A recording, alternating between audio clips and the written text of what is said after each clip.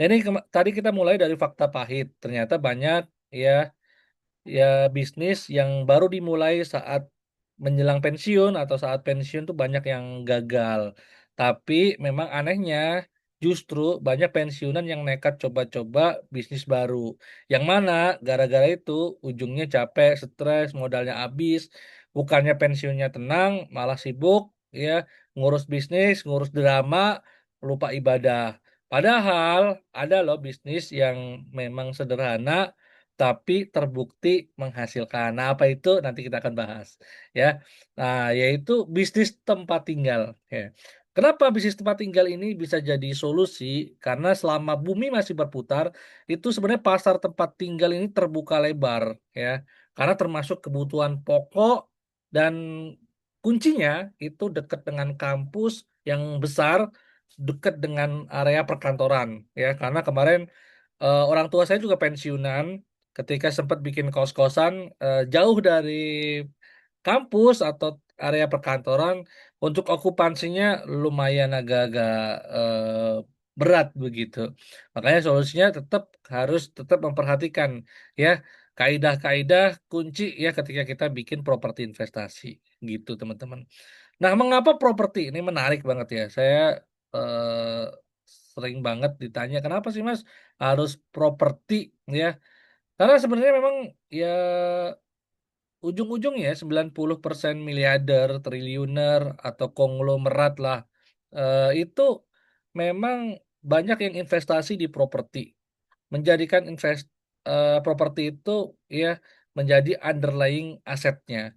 Ya, jadi walaupun dia punya portofolio investasi di mana-mana, tetap ujung-ujungnya punya punya investasi di properti. Ya, dan angkanya cukup lumayan ya mencengangkan. Menurut bahasan di Liputan 6 ini kan 90% rata-rata mereka kaya juga karena Rata-rata investasi mereka kaya di karena properti. Ya, jadi nah yang berikutnya adalah kenapa properti? Karena properti ini tahan inflasi. Ya, ya bayangin aja kalau kita cuma nabung doang, ya tahu sendiri ya sekarang ini kan lagi perang dunia nih. Wah, belum ya, belum perang dunia ya. Jadi lagi ya eh, ngeri lah, ya krisis kan ada perang Iran ini, ya akhirnya eh, ya dikabarkan nih bensin udah mau naik lagi, sehingga ketika nabung aja ini bisa kalah sama inflasi. Nah, makanya tetap kita harus punya ya aset yang memang tahan terhadap inflasi. Kenapa? Karena nabung aja, misalnya untuk tujuan biaya kuliah nih, teman-teman bisa perhatikan di slide ya. Udah nggak relevan dengan inflasi, ya. Nabung tetap penting, tapi tidak cukup untuk mengimbangi inflasi, terutama kalau kita memang punya planning untuk anak-anaknya kuliah, misalnya. Nah, teman-teman bisa lihat aja nih, inflasi per tahun dari tahun 2018 sampai 2023 ini sumbernya dari kompas.com ya, sahabat-sahabat semua. Jadi ini ada kampus ITB, BINUS, ada UI, ada UNPAD, ada ITS, ada UGM. Nah, ini rata-rata inflasi per tahun mereka, ya uang masuk dan lain sebagainya, ya itu ya di 18% per tahun. Ini luar biasa ya, tinggi sekali ya. Ya luar biasa. Jadi eh, tinggi ya ini teman-teman. Dan berikutnya adalah kenapa properti? Ya, saya selalu ditanya kenapa properti sih Kang. Jadi properti ini sebenarnya ada yang bilang nggak liquid. Padahal sebenarnya beberapa orang yang menyebut properti ini sebenarnya adalah kolateral liquid. Kok bisa liquid? Gimana bisa liquid? Ya, sebenarnya kolateral itu adalah jaminan dalam bahasa gampangannya begitu. Properti ini kan bisa digunakan sebagai jaminan, baik itu pinjaman, Kordun Hasan misalnya pinjaman ya ke saudara juga kalau nggak ada aset juga ngeri-ngeri sedap kan, atau kalau kita mau nyari investor ya termasuk underlying aset di skema pembiayaan ya apapun itu karena salah satu aset yang diakui oleh semua lembaga keuangan ya hanya properti ya. Nah, dan ini pengaman resiko atau risk mitigation ya. Jadi sahabat semua, jadi ini adalah alasan-alasan ya. Nah, ada sekitar 7 alasan sebenarnya kenapa ya investasi di properti. Pertama adalah ini kebutuhan pokok manusia, apalagi properti investasi untuk tempat tinggal ya. Ya. Kemudian pendapatan pasif ya, stabil, aman. Misalnya kita kolaborasi dengan operator guest house, operator hotel, ya, dan lain sebagainya itu bisa pasif. Aset fisik ada real asetnya, ya. Perlindungan dari inflasi bisa untuk kolateral, ya. Jadi untuk jaminan liquid, baik pinjaman ataupun permodalan, ya. Resikonya fluktuasi lebih rendah. eh ada underlying asetnya bisa diwariskan jadi amal jariah, buat wakaf, ya kan. Wakaf terbaik juga tanah kan, properti. Ngomongin tentang properti, sedekah terbaik pun sedekah properti. Tanah. Nah gitu ya teman-teman, ini 7 alasan kenapa menarik nih ya, terutama nanti nih ujungnya kita akan ngobrolin guest host bareng Pak Haji Komar, ya, apapun itu properti. Nah, tujuan kita bikin acara ini yaitu kita tuh sebenarnya pengen bantuin para calon investor untuk bisa pensiun nyaman dan mapan finansial lewat investasi real di sektor properti, dan biar tidak salah milih properti, karena salah milih properti yang tadinya pengennya untung jadi buntung. Nah, salah satu movement kita yang pernah kita garap sebelumnya itu adalah temanya ternak rumah kos. Hampir 2 tahun yang lalu kita banyak jualan kos di sekitaran IPB, dan sekarang juga masih jualan kos di PB dan juga Pakuan Bogor, ya. Cuma di malam hari ini saya pengen apa ya, sharing-sharing sesuatu yang baru, karena sempet kita juga bikin hunian fungsional juga di Jogja pada waktu itu, bantuin anaknya Pak Amin Rais, Mas Hanafi Rais, untuk bikin hunian fungsional. Hunian fungsional pertama yang ada di Jogja pada waktu itu gandeng salah satu operator guest house yang punya rekor muri. Iya, dapat rekor muri sebagai operator guest house ya syariah yang ada di Yogyakarta pada waktu itu. Kita bikin karena Jogja menarik pada waktu itu, kota wisata, kota pendidikan, kota menikmatin hari tua, wisuda di kampus-kampus rata-rata 4 kali wisuda ya. 4 kali wisuda itu kan berarti 3 bulan sekali akan ada orang tua dari daerah-daerah yang datang ke Jogja untuk wisuda anaknya. Dan rata-rata mereka itu nyarinya bukan hotel, ya, nyarinya adalah tempat yang bisa buat keluarga banyak, apa namanya, seperti rumah. Nah, akhirnya kita bikin solusi pada waktu itu, hunian fungsional yang bisa difungsikan bukan hanya sebagai tempat tinggal, ya, hunian, tapi juga bisa disewakan harian. Nah, karena kasta tertinggi nih dari investasi properti adalah ketika kita bisa sewakan harian. Semakin pendek sewanya, semakin menarik ROI-nya, ROI-nya ya. Gitu ya, teman-teman ya. Jadi itu tujuan kita. Eh, kita udah ada channel YouTube, silakan subscribe dan nyalakan lonceng. Investor Property Masterclass. Ya, ini kita dedikasikan untuk bantuin para calon investor siapapun Anda, mau profesi apapun Anda, untuk bisa nantinya itu ketika pensiun tuh nyaman dan mapan lah secara finansial lewat investasi di real asset properti. Gitu, sahabat semuanya. Ya, alhamdulillah cukup banyak rumah kos yang sudah kita bantu jual dan sekarang sudah dikelola dengan baik. Ya, okupansinya juga cukup oke ya, teman-teman. Nah, oke. Berikutnya kita masuk, ya, ini ada 4 kendaraan kaya lewat properti ya. Kalau teman-teman ya pengen jadi orang kaya, ya, kalau teman-teman cek hampir semua orang-orang kaya itu punya aset properti. Ya, jadi mereka itu punya active income, punya massive income, ya, punya passive income, punya multiple passive income. Wah, ini jadi ini 4 kendaraannya nih ya lewat properti. Ya, kalau active income bisa teman-teman jadi developer active income ya. Tapi kan resikonya juga tinggi, modalnya juga gede ya. Kalau pengen masif jadi marketing, ya, marketing properti itu masif income ya. Kalau pengen pasif, ya mau nggak mau jadi investor. Dan saya sempat ketemu salah satu guru saya juga yang ada di Bandung, sudah 20 tahun di dunia properti. Dari marketing, flipper properti atau kontraktoran properti, developer properti, investor properti, yang paling enak mana? Ujung-ujungnya mana sih ya? Yang paling, ya, bisnisnya ringan tapi ia bisa menghasilkan cuan, ya investor properti. Ya, jadi investor properti. Nah, itu bisa menghasilkan passive income. Nah, kalau kita punya banyak properti, itu bisa jadi multiple passive income. Contoh nih, teman-teman punya kos-kosan. Ya, kos-kosannya bisa menghasilkan income misalnya setiap bulannya 15 juta. Cukup lah misalnya untuk pensiun 15 juta, anaknya udah selesai kuliah dan lain sebagainya. 15 juta per bulan misalnya gitu. Ya, tapi teman-teman ternyata nggak cuma punya satu kos-kosan. Iya, ternyata punya 13 kos-kosan. Nah, kos-kosan satu dinamain kos-kosan Januari, kos-kosan dua dinamain kos-kosan Februari, Maret, April, sampai Desember. Nah, loh, yang 13 apa, Mas? Yang 13 ini nanti hasilnya buat mungkin bikin rumah tahfiz, misalnya seperti itu. Ya, untuk sedekah jariah lah, intinya begitu. Nah, itu kan bisa seperti itu. 15 kali kali berapa tuh tadi? Wah, kali 15 juta ya kan? Kali berapa tuh tadi? Ada 12 ya kan? Lumayan. Kalau modelnya kita punya rumah kos. Atau kalau cuma cuma kamar kos, saya sempat bantu jualin juga apart kos di IPB yang itu okupansinya 90%, nilai sewanya juga 3 juta. Ya, dia modelnya mezanin seperti itu.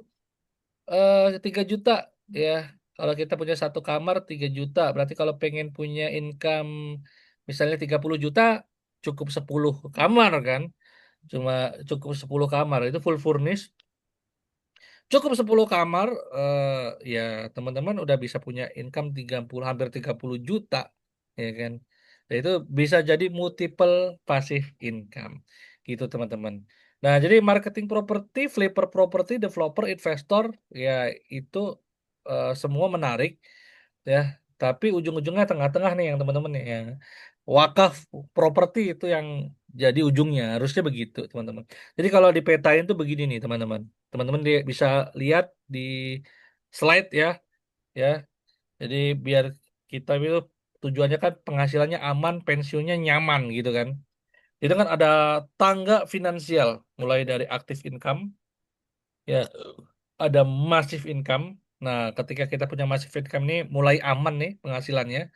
Kalau aktif ini masih antara kebutuhan pokok nih belum selesai nih. Aktif ya kadang. Kalau masif ini ya untuk keinginan masih bisa ke backup nih, finansialnya masih aman. Nah, yang menarik kalau pengen nyaman ya punya passive income. Itu finansialnya nyaman. Nah, naik tangga lagi kita masuk ke multiple passive income.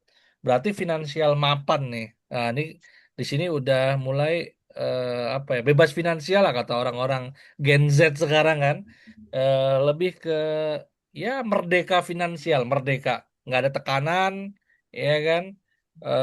Merdeka. Nah, itu ketika kita punya multiple passive income. Terakhir, ya ujung-ujungnya juga kita selama apa sih kita ada di dunia ya? Pensiun pensiun paling lama berapa sih? 15 tahun, 20 tahun. Ya persiapkanlah amal jariah atau wakaf ya, teman-teman. Wakaf ini juga yang terbaik kan tanah ya. Berarti teman-teman ya apa namanya harus jadiin planning juga tuh ya dalam plannya sahabat semuanya gitu. Oke.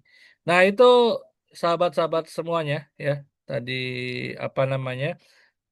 5 tangga finansial, aktif, masif, pasif, multiple passive income, dan amal jariah. Bismillah ya, kita semua sampai ke tangga kelima.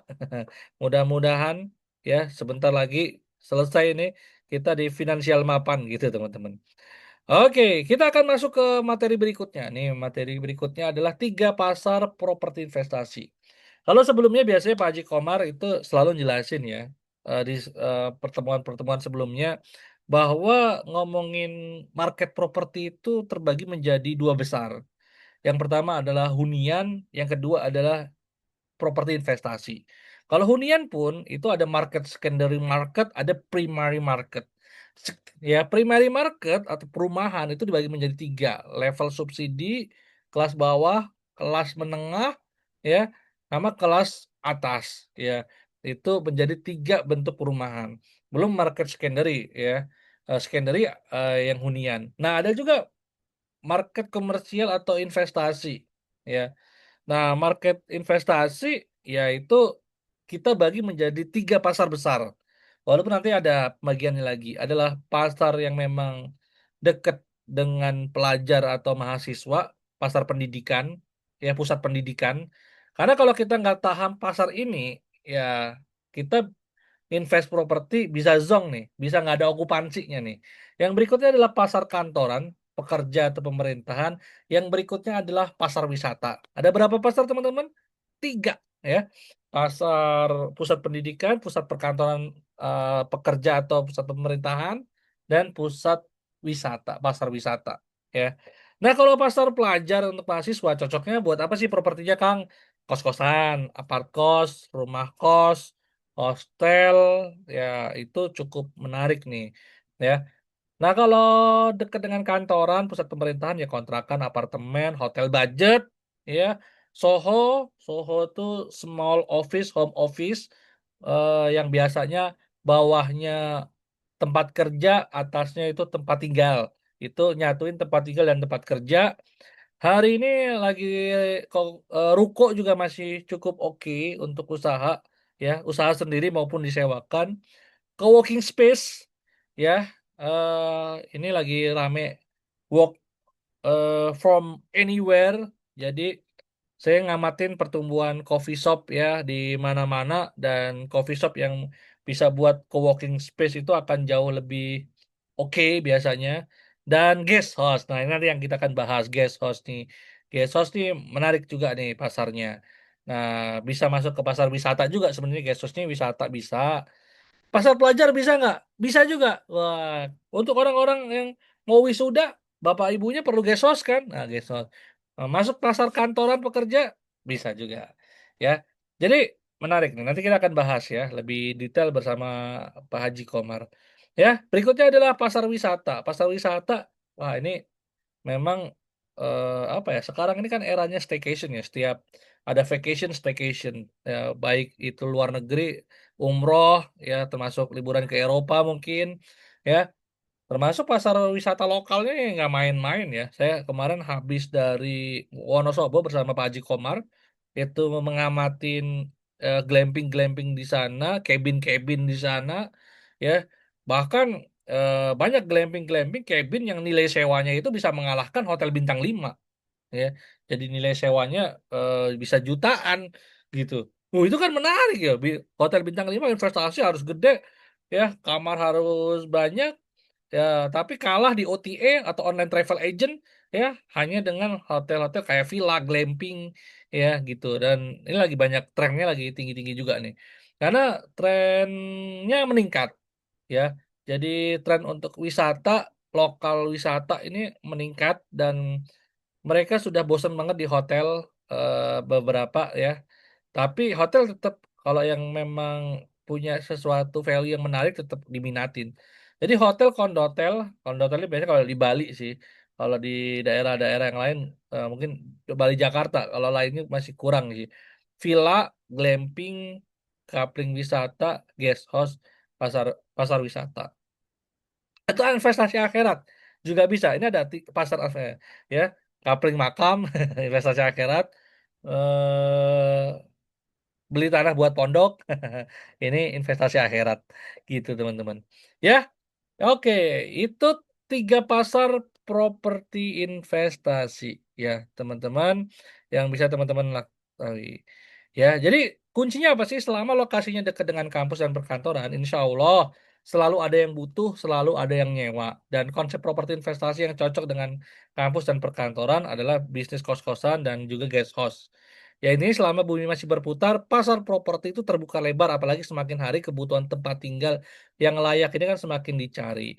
Dan ada tiga keuntungan yang teman-teman sahabat semua bisa dapatkan ketika investasi di properti. Yang pertama dari capital gain-nya, kenaikan harga tanahnya, appraisal tanahnya, ya, dapat untuk kenaikan harga tanah. Apalagi kalau teman-teman bisa belinya di daerah-daerah yang berkembang, sunrise. Jadi kalau kita di properti itu kan kita kan ngelihat tuh daerah ini ada yang sunrise, ada yang sunset, ya. Sunrise itu berarti lagi terbit-terbitnya nih.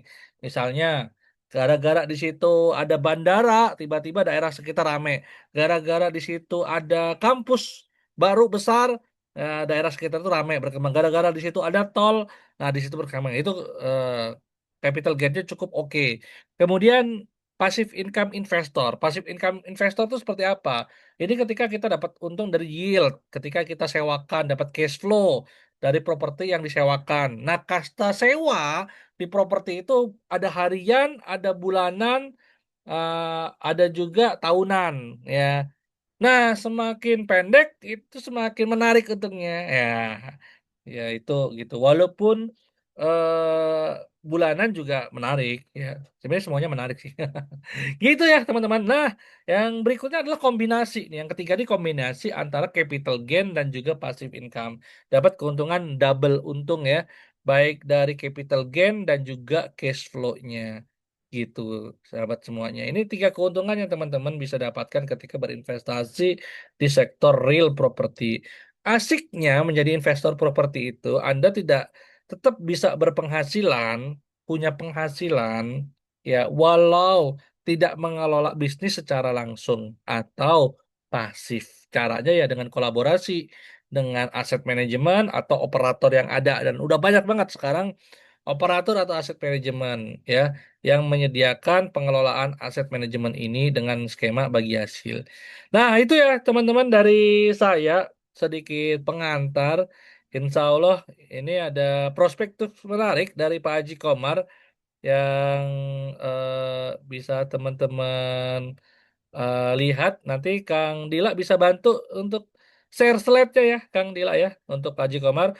Mungkin dari saya itu aja. Thank you. Wassalamualaikum warahmatullahi wabarakatuh. Oke. Berikutnya saya serahkan kepada Kak Dila. Untuk pembicara berikutnya ada Pak Haji Komar nanti.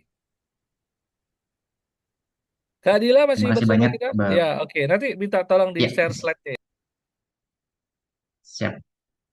Terima kasih banyak kepada Bapak Alfian Rendra yang sudah memaparkan materi pertama, ya, sesi pertama. Eh, Sedikit diulas ya, tadi Pak Alfian sudah menyampaikan di awal kenapa harus berinvestasi di properti ya, Bapak-Bapak dan kawan-kawan semuanya. Lalu ada 4 macam kendaraan untuk bisa kaya dari investasi properti.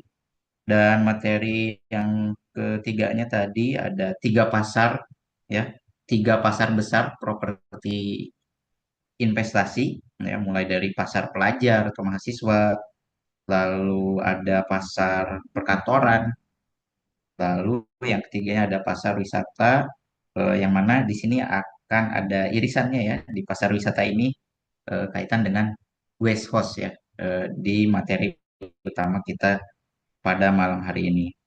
Dan yang terakhir tadi, materinya ialah 3 keuntungan investasi di properti ya.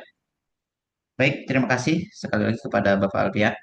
Kita menuju ke pemateri selanjutnya, yaitu Bapak Haji Komarudin Syarif yang akan memaparkan materi di sesi kedua.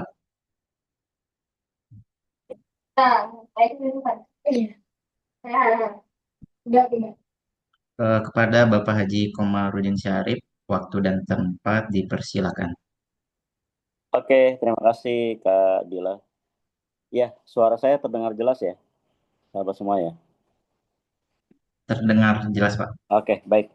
Baik, saya mulai aja. Baik ya, Bapak Ibu, hadirin sekalian. Assalamualaikum warahmatullahi wabarakatuh. Ya, terima kasih Bapak Ibu hadirin sekalian yang telah meluangkan waktunya pada malam hari ini ya. Nah, alhamdulillah atas izin dan pertolongan Allah kita bisa sama-sama hadir ya menyaksikan ataupun menghadiri forum ini.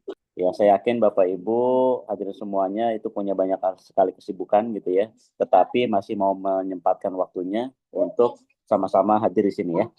Nah, tadi sudah disampaikan oleh sahabat saya Mas Alfian Renda terkait dengan tadi ya bagaimana kita mengenal properti investasi, peluangnya segala macamnya juga tadi sudah disampaikan, dipaparkan dengan begitu jelas gitu ya. Nah, dalam kesempatan kali ini nanti saya akan ya sedikit melengkapi ya Bapak Ibu ya untuk sharing-sharing pada malam hari ini ya. Nah, tadi disinggung oleh Pak Alvin cukup menarik ya, ketika kita pengen kaya dari jalur properti ya. Nah, di mana tadi ada step-stepnya tuh. Ya, sebenarnya ya step itu bisa katakanlah dari awal gitu ya, misalnya dari jadi broker properti atau agent gitu ya, atau memang bisa langsung jadi investor. Nah, itu istilahnya bebas-bebas aja gitu ya. Nah, tetapi kalau kita melihat ya dari step awal jadi broker gitu, jadi agent gitu ya, atau jadi pemasar properti gitu ya, terus naik ke berikutnya katakanlah dia bisa jadi flipper gitu ya, main flipperan ngeflip ya, nah atau main kontraktoran, nah berikutnya jadi developer, nah yang terakhir itu kan jadi investor properti. Nah di mana memang tadi sudah dijelaskan oleh Valvian, investor ini ya bisa dikatakan kasta tertinggi lah, yang dimana sebenarnya effortnya nggak terlalu besar gitu ya. Nah, tetapi memang potensi income atau cuannya itu cukup menarik, cukup besar. Nah, tetapi jangan salah ya, sahabat sekalian. Nah, karena memang banyak sekali yang di luaran sana, ya, ketika katakanlah dia mau menjadi investor properti gitu ya. Nah, yang tadinya berharap dia bisa mendapatkan cuan, bisa mendapatkan income, bisa mendapatkan keuntungan gitu ya. Nah, tahu-tahu malah malah buntung. Nah, ini apa penyebabnya macam-macam gitu ya. Nah, maka ketika kita memutuskan untuk menjadi investor properti gitu ya, seperti itu. Nah, ini memang itu jangan gerasa-gerusu gitu ya. Nah, memang harus benar-benar kita pelajarin. Katakanlah misalnya nih, kita sudah memutuskan, oh saya pengen jadi investor properti. Misalnya tadi kan sudah dijelaskan tuh ya, properti investasi jenisnya apa aja gitu ya. Ada yang di market pendidikan, ada yang di market wisata, ada yang di market perkantoran atau pabrik, katakanlah seperti itu. Nah, mau main di market mana, katakanlah seperti itu.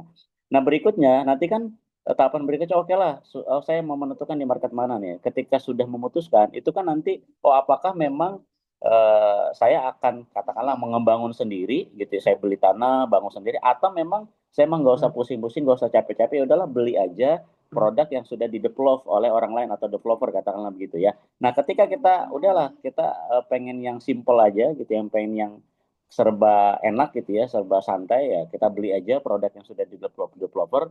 Nah, maka bagi investor properti ini ya menurut saya ketika kita memutuskan untuk investasi, ini memang ada beberapa pertimbangan ataupun screening gitu ya, filter yang harus dilakukan ya. Nah, yang pertama apa? Yang pertama itu tadi ya, berbicara properti itu sangat fundamental sekali terkait dengan lokasi ya. Bahkan guru saya bilang itu di properti itu ya pertimbangan yang paling utama adalah lokasi, lokasi, dan lokasi. Baru baru legalitas, baru konsep dan seterusnya gitu ya. Artinya apa? Lokasi ini sangat-sangat penting ya Bapak Ibu ya.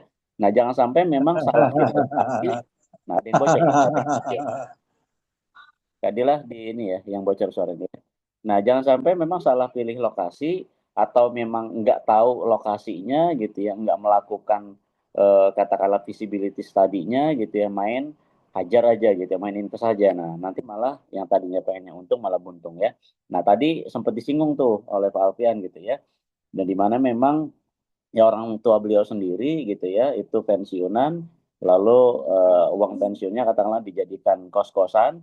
Nah, cuma memang ya market kos-kosan ini kan market yang identik dengan pusat pendidikan sebenarnya. Nah, ketika memang lokasinya itu jauh dari kampus katakanlah segala macam, nah ini okupansinya agak berat. Nah, itu seperti itu ya Bapak Ibu ya, itu harus benar-benar menjadi pertimbangan. Artinya lokasinya itu memang harus menjadi apa namanya ukuran yang pertama atau parameter yang pertama. Ini oh saya pengen kos-kosan deh. Nah, lihat.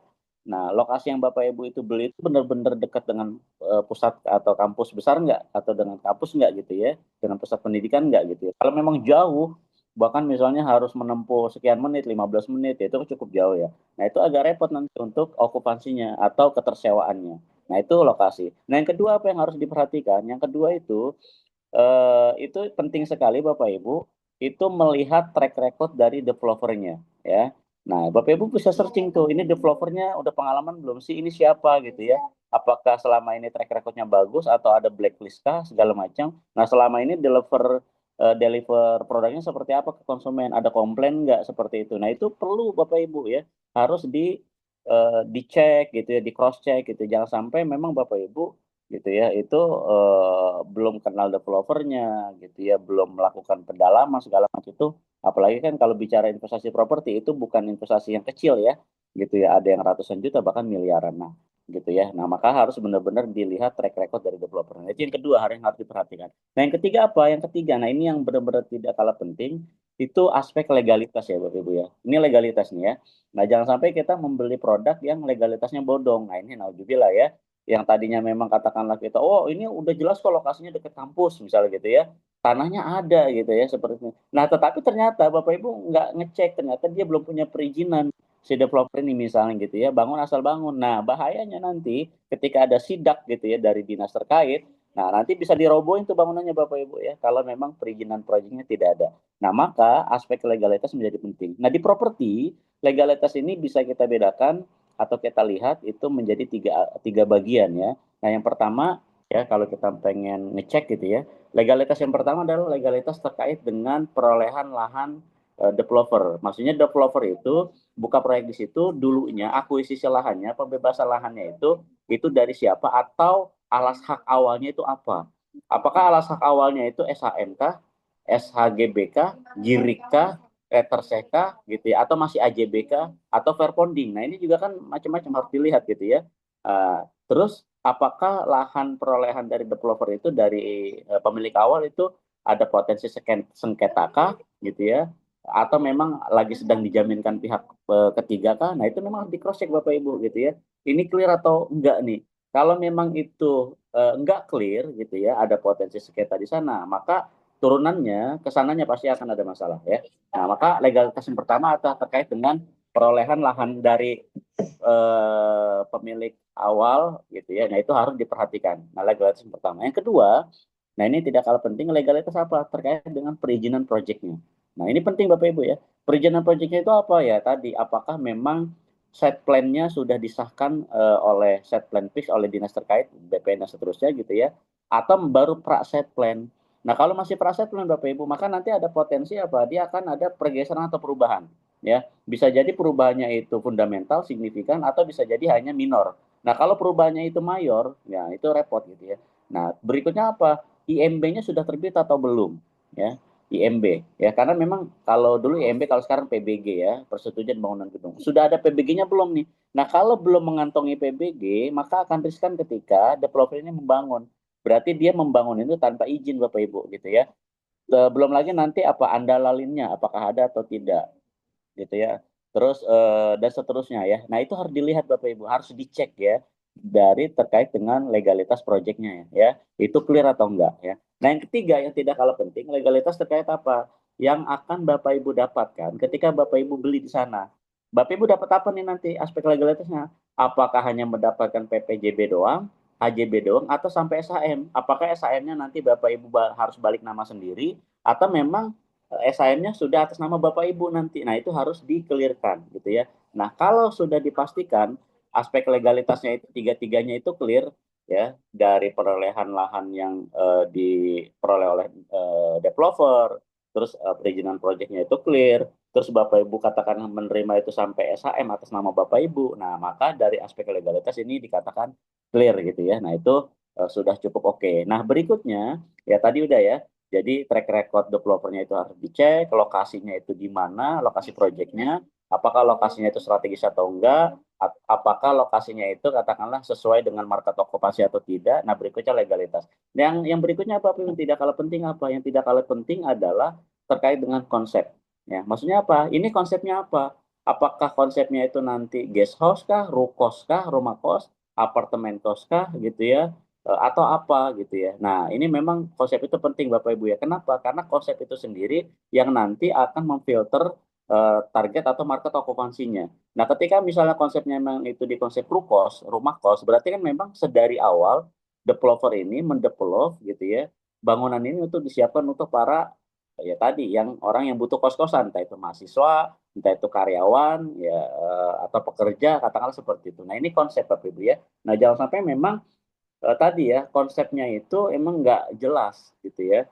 Jadi kita beli unit gitu ya, sementara konsepnya itu nggak jelas. Nah, itu nanti khawatir di apa di market okupansinya. Nah, yang berikutnya Bapak yang harus diperhatikan adalah apa? Yang harus diperhatikan adalah target okupansinya siapa gitu ya. Nah, ini juga harus jelas ya. Katakanlah tadi misalnya Bapak Ibu target okupansinya misalnya mahasiswa, tapi lokasi proyeknya, rukosnya ini katakanlah atau kos-kosnya itu jauh dari kampus gitu. Misalnya sampai ditempuh 15 menit. Nah, ini bakal effort banget. Artinya apa? Bakal nanti akan berat gitu ya untuk okupansinya Bapak Ibu ya. Nah, berarti kalau memang targetnya itu adalah mahasiswa atau kos-kosan, berarti cari yang dekat-dekat kampus kan seperti itu gitu ya. Nah, ini kaitannya dengan yang berikutnya tidak kalah penting Bapak Ibu. Nah, karena memang ini adalah industrinya adalah properti investasi, di mana Bapak Ibu sebenarnya ketika menginvestasikan uangnya itu kan pengennya kan terima apa ya mudah gitu ya, terus pengennya itu dikelolain kan begitu ya, pengennya ya tiap bulan itu bisa dapat income. Nah, maka yang tidak kalah penting itu dari kaitannya dengan hospitality-nya.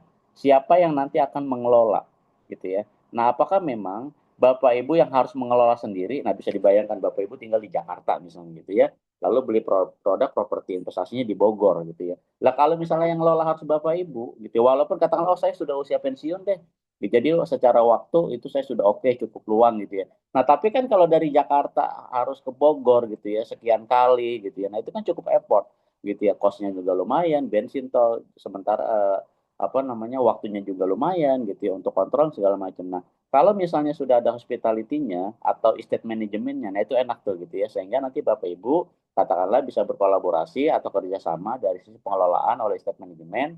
Nah, nanti akan disampaikan laporan rutin gitu ya terkait dengan okupansi, terkait dengan katakanlah operasional cost-nya dan seterusnya. Nah, sehingga nanti yang dibagi hasil katakanlah yang di-share profit untuk Bapak Ibu adalah net profitnya gitu ya. Nah, nanti tinggal kesepakatan aja tuh berapa untuk pengelola, berapa untuk Bapak Ibu. Katakanlah seperti itu. Nah, ini Bapak Ibu poin-poin yang harus dipertimbangkan ketika Bapak Ibu memutuskan untuk investasi di sektor properti. Nah, jangan sampai memang salah langkah gitu ya, tidak melakukan verifikasi, tidak melakukan validasi, tidak cross check gitu ya.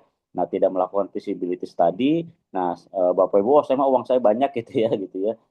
Jadi nggak ada masalah lah gitu ya. Nah, ya memang nggak ada masalah, cuma ketika nanti Bapak Ibu menemukan proyek-proyek yang katakanlah itu bodong, baik itu bodong dari aspek legalitasnya, baik itu bodong dari hal pembangunannya, katakanlah gitu ya. Nah itu nanti naudzubillah Bapak Ibu ya.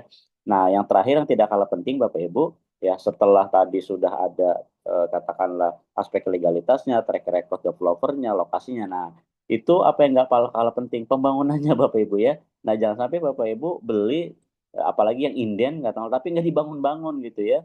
Nah kenapa nggak dibangun-bangun, uangnya dibawa kabur misal sama developer, atau kenapa nggak dibangun-bangun, oh ternyata developer banyak punya project sehingga uang yang di project ini kepakai di project yang lain. Nah itu jangan sampai seperti itu Bapak Ibu ya. Nah makanya pembangunan ini itu menjadi sangat penting gitu ya progresnya gitu ya. Nah sehingga Bapak Ibu nanti investasinya katakanlah uang yang Bapak Ibu keluarkan itu katakanlah sebanding dengan apa yang Bapak Ibu dapatkan gitu. Jangan sampai uang sudah keluar gede, pembangunannya mandek gitu ya, legalitasnya nggak benar, nggak clear. Nah itu Bapak Ibu nanti bisa gigit jari ya, naudzubillah ya. Nah Bapak Ibu dari pada malam hari ini di kesempatan yang baik ini, izinkan saya coba share gitu info atau memberikan informasi terkait salah satu produk yang kami sedang bantu gitu ya oleh Dinarland ini. Nah di mana produk ini kalau Bapak Ibu tadi sudah saya sampaikan beberapa step atau beberapa pertimbangan ketika kita pengen invest di properti ya, mulai dari lokasinya, track record developernya, terus konsepnya, legalitasnya, progres pembangunannya. Nah ini insya Allah yang saya rekomendasikan ataupun yang saya sharingkan pada malam hari ini, itu insya Allah di aspek yang tadi saya telah bahas di awal itu sudah clear ya, sudah clear, sudah clean ya. Jadi kalau Bapak Ibu mau buktikan, mau survei, mau ngecek seluruh aspek legalitasnya, gitu ya. Bahkan Bapak Ibu, ya setiap unitnya itu sudah pecah sertifikat. Jadi sudah pecah SHM, tinggal balik nama doang. Nah, balik namanya juga nanti dibantu sama notaris ya. Jadi tidak Bapak Ibu yang ngurus sendiri ya. Nah, ini adalah salah satu proyek yang kami dampingi ya, yaitu Grand Pakuan Bogor. Nah, namanya juga Grand Pakuan Bogor. Berarti secara lokasi sudah sangat jelas ini di Bogor ya Bapak Ibu ya. Nah, tepatnya di Kota Bogor ya. Nah, bisa saya katakan proyek ini Bapak Ibu itu cukup bergengsi ya, karena ya tadi ya aspek yang pertama itu kan lokasi ya. Ketika kita pengen investasi di properti kan lokasi, lokasi, dan lokasi. Nah, kalau terkait dengan lokasi, maka Grand Pakuan Bogor ini bisa saya katakan ya, ini cukup luar biasa Bapak Ibu ya. Nah, itu oke ya, menarik ya. Kenapa? Karena memang letaknya itu di pusat kota ya, di belakang Mall Botani Square ya. Jadi keluar dari pintu tol Bogor Jagorawi itu, nah itu cuma 3 sampai 5 menit doang ya, seperti itu ya. Nah, ini Grand Pakuan Bogor Bapak Ibu hadir. Nah, ini memang untuk melengkapi ataupun memberikan pilihan produk untuk properti investasi Bapak Ibu ya. Nah, jadi Grand Pakuan ini hadir berkontribusi untuk menciptakan nilai tambah buat para investor yang memang mau investasi di sektor properti ya. Nah, insya Allah Bapak Ibu, proyek ini hadir dengan beberapa konsep ya. Jadi yang Bapak Ibu katakanlah butuh untuk rumah kos atau kos-kosan ini ada ya Bapak Ibu ya. Nah, kok kenapa ada rukosnya ya? Kenapa? Karena memang Bapak Ibu di sana ada salah satu kampus ya, bahkan ada 2 kampus ya. Yang satu itu ada Universitas Pakuan ya, Unpak ya, kita mengenal Unpak. Nah, proyek ini itu hanya 50 meter aja Bapak Ibu dari Universitas Pakuan. Jadi jalan kaki juga nyampe ke kampus gitu ya. Juga ada IPB Vokasi ya dan Pasca Sarjana ini juga dekat nggak terlalu jauh ya. Nah, jadi hadir Grand Pakuan salah satunya juga ada produk rukosnya. Nah, juga ada produk bisa dijadikan itu rumah hunian ataupun rumah kantor ataupun guest house Bapak Ibu ya. Ya. Jadi dari total 29 unit ini, nah ada 2 blok, blok A dan blok B, yang itu kami itu multifungsi, artinya sesuai dengan nanti keinginan investor. Apakah nanti investor itu mau menjadikannya sebagai guest house atau mau menjadikannya rumah kantor gitu ya, karena memang ini di pusat kota Bapak Ibu ya, atau memang udahlah mau dihuni sendiri itu juga bisa ya seperti itu ya. Nah, ini kurang lebih sekedar untuk gambaran awal. Lanjut, Kak Dila. Nah, secara geografis Bapak Ibu untuk letak ataupun secara geografisnya Gen Pakuan Bogor ini memang terletak ini di titik jantung Kota Bogor ya. Nah, ini luar biasa ya. Karena memang ya berbicara lokasi yang tadi saya singgung gitu ya. Nah, ini dari Unpad itu cuma 50 meter gitu ya. Dekat dari rumah sakit, dekat dari mall. Mallnya itu Mall Botani Square Bapak Ibu ya. Salah satu mall yang cukup bergengsi lah di Kota Bogor gitu ya. Nah, dari rumah sakit dekat pusat pemerintahan gitu ya. Itu kan jalan sedikit sudah Istana Presiden gitu ya, udah dekat ya, terus juga kantor wali kota gitu ya. Nah ini sangat luar biasa ya, jadi memang bisa saya katakan memang lokasi Grand Pakuan Bogor ini singgungan dari 3 titik ya. Pertama adalah titik sebagai pusat perekonomian gitu ya, terus pusat pendidikan dan pusat perkantoran Bapak Ibu ya. Nah pusat perekonomian memang di sana itu jantungnya ya, makanya tumbuh gitu ya, kafe-kafe banyak di sana, mall gitu ya, ruko-ruko segala macam gitu ya. Pusat perkantorannya Bapak Ibu di dekat lokasi kami ini itu adalah ada salah satu kos-kosan yang ketika kami survei gitu ya, ini luar biasa. Harga sewanya itu per bulan itu 3 juta ya, sampai 3,5 juta Bapak Ibu per bulan per satu kamar gitu ya. Nah, ternyata itu diisi oleh para karyawan atau karyawan swasta atau para pekerja ya, jadi bukan mahasiswa. Nah, tetapi sampai waiting list Bapak Ibu ya. Nah, berarti memang lokasi Grand Pakuan Bogor ini itu market okupasinya nanti tidak hanya mahasiswa, tapi para pekerja juga sangat sangat memungkinkan Bapak Ibu ya. Nah, secara lokasi nih Bapak Ibu ya tadi ya, 50 meter dari Universitas Pakuan, 10 menit dari IPB Vokasi gitu ya. Dari PMI juga dekat, 80 meter dari Mall Batan Square. Terus exit tol dari tol Bogor Jagorawi cuma 600 meteran Bapak Ibu ya. Nah, jadi cukup strategis sekali ya. Next, Kadila. Nah, ini ya terkait dengan tadi target atau market okupansinya ya. Jadi project ini target okupansinya siapa gitu ya. Nah, kalau tadi kan kita ada 2 produk sebenarnya secara garis besar ya. Ada Rukos, ada juga guest house ya. Nah, untuk Rukos itu sendiri Bapak Ibu ya, ini target okupansinya ya karena memang ini dekat dari kampus ya, ada kampus Universitas Pakuan, ada sekolah vokasi IPB gitu ya. Nah, di Pakuan sendiri Bapak Ibu saat ini dari data yang kami dapatkan ya, dari sumber primernya ini itu ada 11.000 mahasiswa aktif yang saat ini memang kuliah di Universitas Pakuan. Ya, ada 11.000 mahasiswa aktif ya. Nah, sementara di IPB Vokasi itu ada 7.000 mahasiswa aktif ya. Jadi kalau di total ini ada 18.000 ya. 18.000. Nah, sementara Bapak Ibu, kalau nanti kos-kosan di Grand Pakuan itu sudah terbangun semua, nah sudah terbangun semua, jumlah kamarnya itu nanti hanya 80 kamar Bapak Ibu ya. Berarti kita hanya nyari 80 mahasiswa yang mau ngekos di Grand Pakuan Bogor gitu ya. Nah, sementara kuehnya ini Bapak Ibu target marketnya itu ada 18.000 gitu ya. Artinya apa? Insya Allah lah gitu dari 18.000 kita hanya ngejar atau nyari cuma 80-an orang aja gitu yang mau ngekos di Grand Pakuan gitu ya dengan ya kosan eksklusif gitu ya. Nah Insya Allah ini dari estate manajemen itu Insya Allah sangat optimis untuk okupansinya dari sisi okupansi ya. Nah di mana target okupansinya itu bisa mahasiswa, karyawan, bisa juga dosen Bapak Ibu, para pekerja gitu ya. Dan juga memang ini cocok juga nanti untuk besos ya. Seperti itu. Oke, berikutnya Kak Dila. Nah, untuk target sewanya berapa kalau untuk Rukos ya? Rukos ini nanti startnya dari 2 juta ya Bapak Ibu ya. Karena memang ini Rukos eksklusif ya. Tiap kamarnya ada AC gitu, sudah full furnish gitu ya. Nah, ini 2 juta per bulan per kamar ya. Nah, untuk fasilitas Bapak Ibu di Grand Pakuan ini ada gate-nya itu double gate ya. Jadi nanti Bapak Ibu double gate ini ada 2 gate, ada gate yang khusus Rukos ya. Jadi Rukos ini ada gate sendiri gitu ya, di mana nanti di depan gate-nya itu ada cafe ya.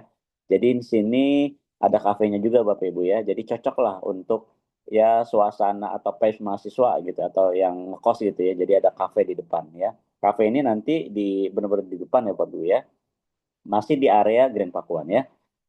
Terus security dan CCTV 24 jam, yang nggak usah khawatir Bapak Ibu, nanti ada security yang 24 jam, ada co-working space area, extra parking, nah ada gazebo plus taman hijau, jaringan fiber optik, jalan lebar, nah jalannya itu row-nya ada 6 meter Bapak Ibu, ya, jadi cukup oke untuk manuver mobil ya.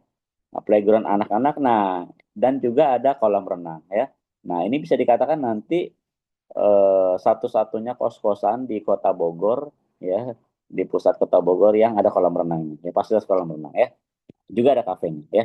Nah untuk akses publik tadi sudah disampaikan ya kurang lebih dekat dengan berbagai titik vital ya seperti itu. Lanjut Kak Dila.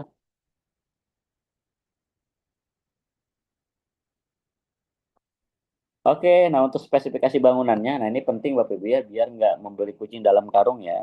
Nah karena memang ini properti gitu ya, artinya ini adalah produk fisik Bapak Ibu ya. Nah jadi Bapak Ibu nggak hanya dapat tanahnya doang gitu ya, nanti dapat bangunannya gitu ya. Nah bangunannya ini apa aja spesifikasinya? Nah pondasinya itu tapak plus batu belah, strukturnya beton bertulang Bapak Ibu. Nah dindingnya pakai bata hebel, nah terus atapnya baja ringan, plus penutup, gentengnya pakai plat beton, spanduk pasir, plafonnya gipsum, lantainya pakai granit, sanitasinya kloset duduk, dan kusennya itu pakai aluminium ya. Jadi ini spesifikasi bangunannya gitu ya. Bisa nggak request speknya itu katakanlah di luar yang ini gitu, di atas ini seperti itu ya katakan. Bisa-bisa aja Bapak Ibu terutama untuk yang unit yang inden yang atau yang belum dibangun ya. Nah, saat ini yang inden itu tinggal hanya beberapa aja Bapak Ibu ya, nggak banyak gitu ya. Kalau nggak salah yang inden itu tinggal 4 unit ya Fadila ya. Nah, jadi nggak banyak ya. Selebihnya itu sedang dalam proses pembangunan ya, seperti itu. Nah, berikutnya pilihan produk ya. Nah, ini pilihan produknya Bapak Ibu. Untuk produk Rukos atau rumah kos, ini kami menyediakan ada 2 tipe ya. Ada tipe yang 8 kamar, ada tipe yang 18 kamar. Nah, saat ini memang untuk Rukos ini Bapak Ibu ada yang sudah ready stock ya, ready stock di 18 kamar gitu ya. Jadi dia 2 unit jadi couple ya, Rukos couple ya disatuin dapat 18 kamar. Nah, ada juga yang memang nanti Bapak Ibu custom. Custom itu maksudnya bangun dari nol.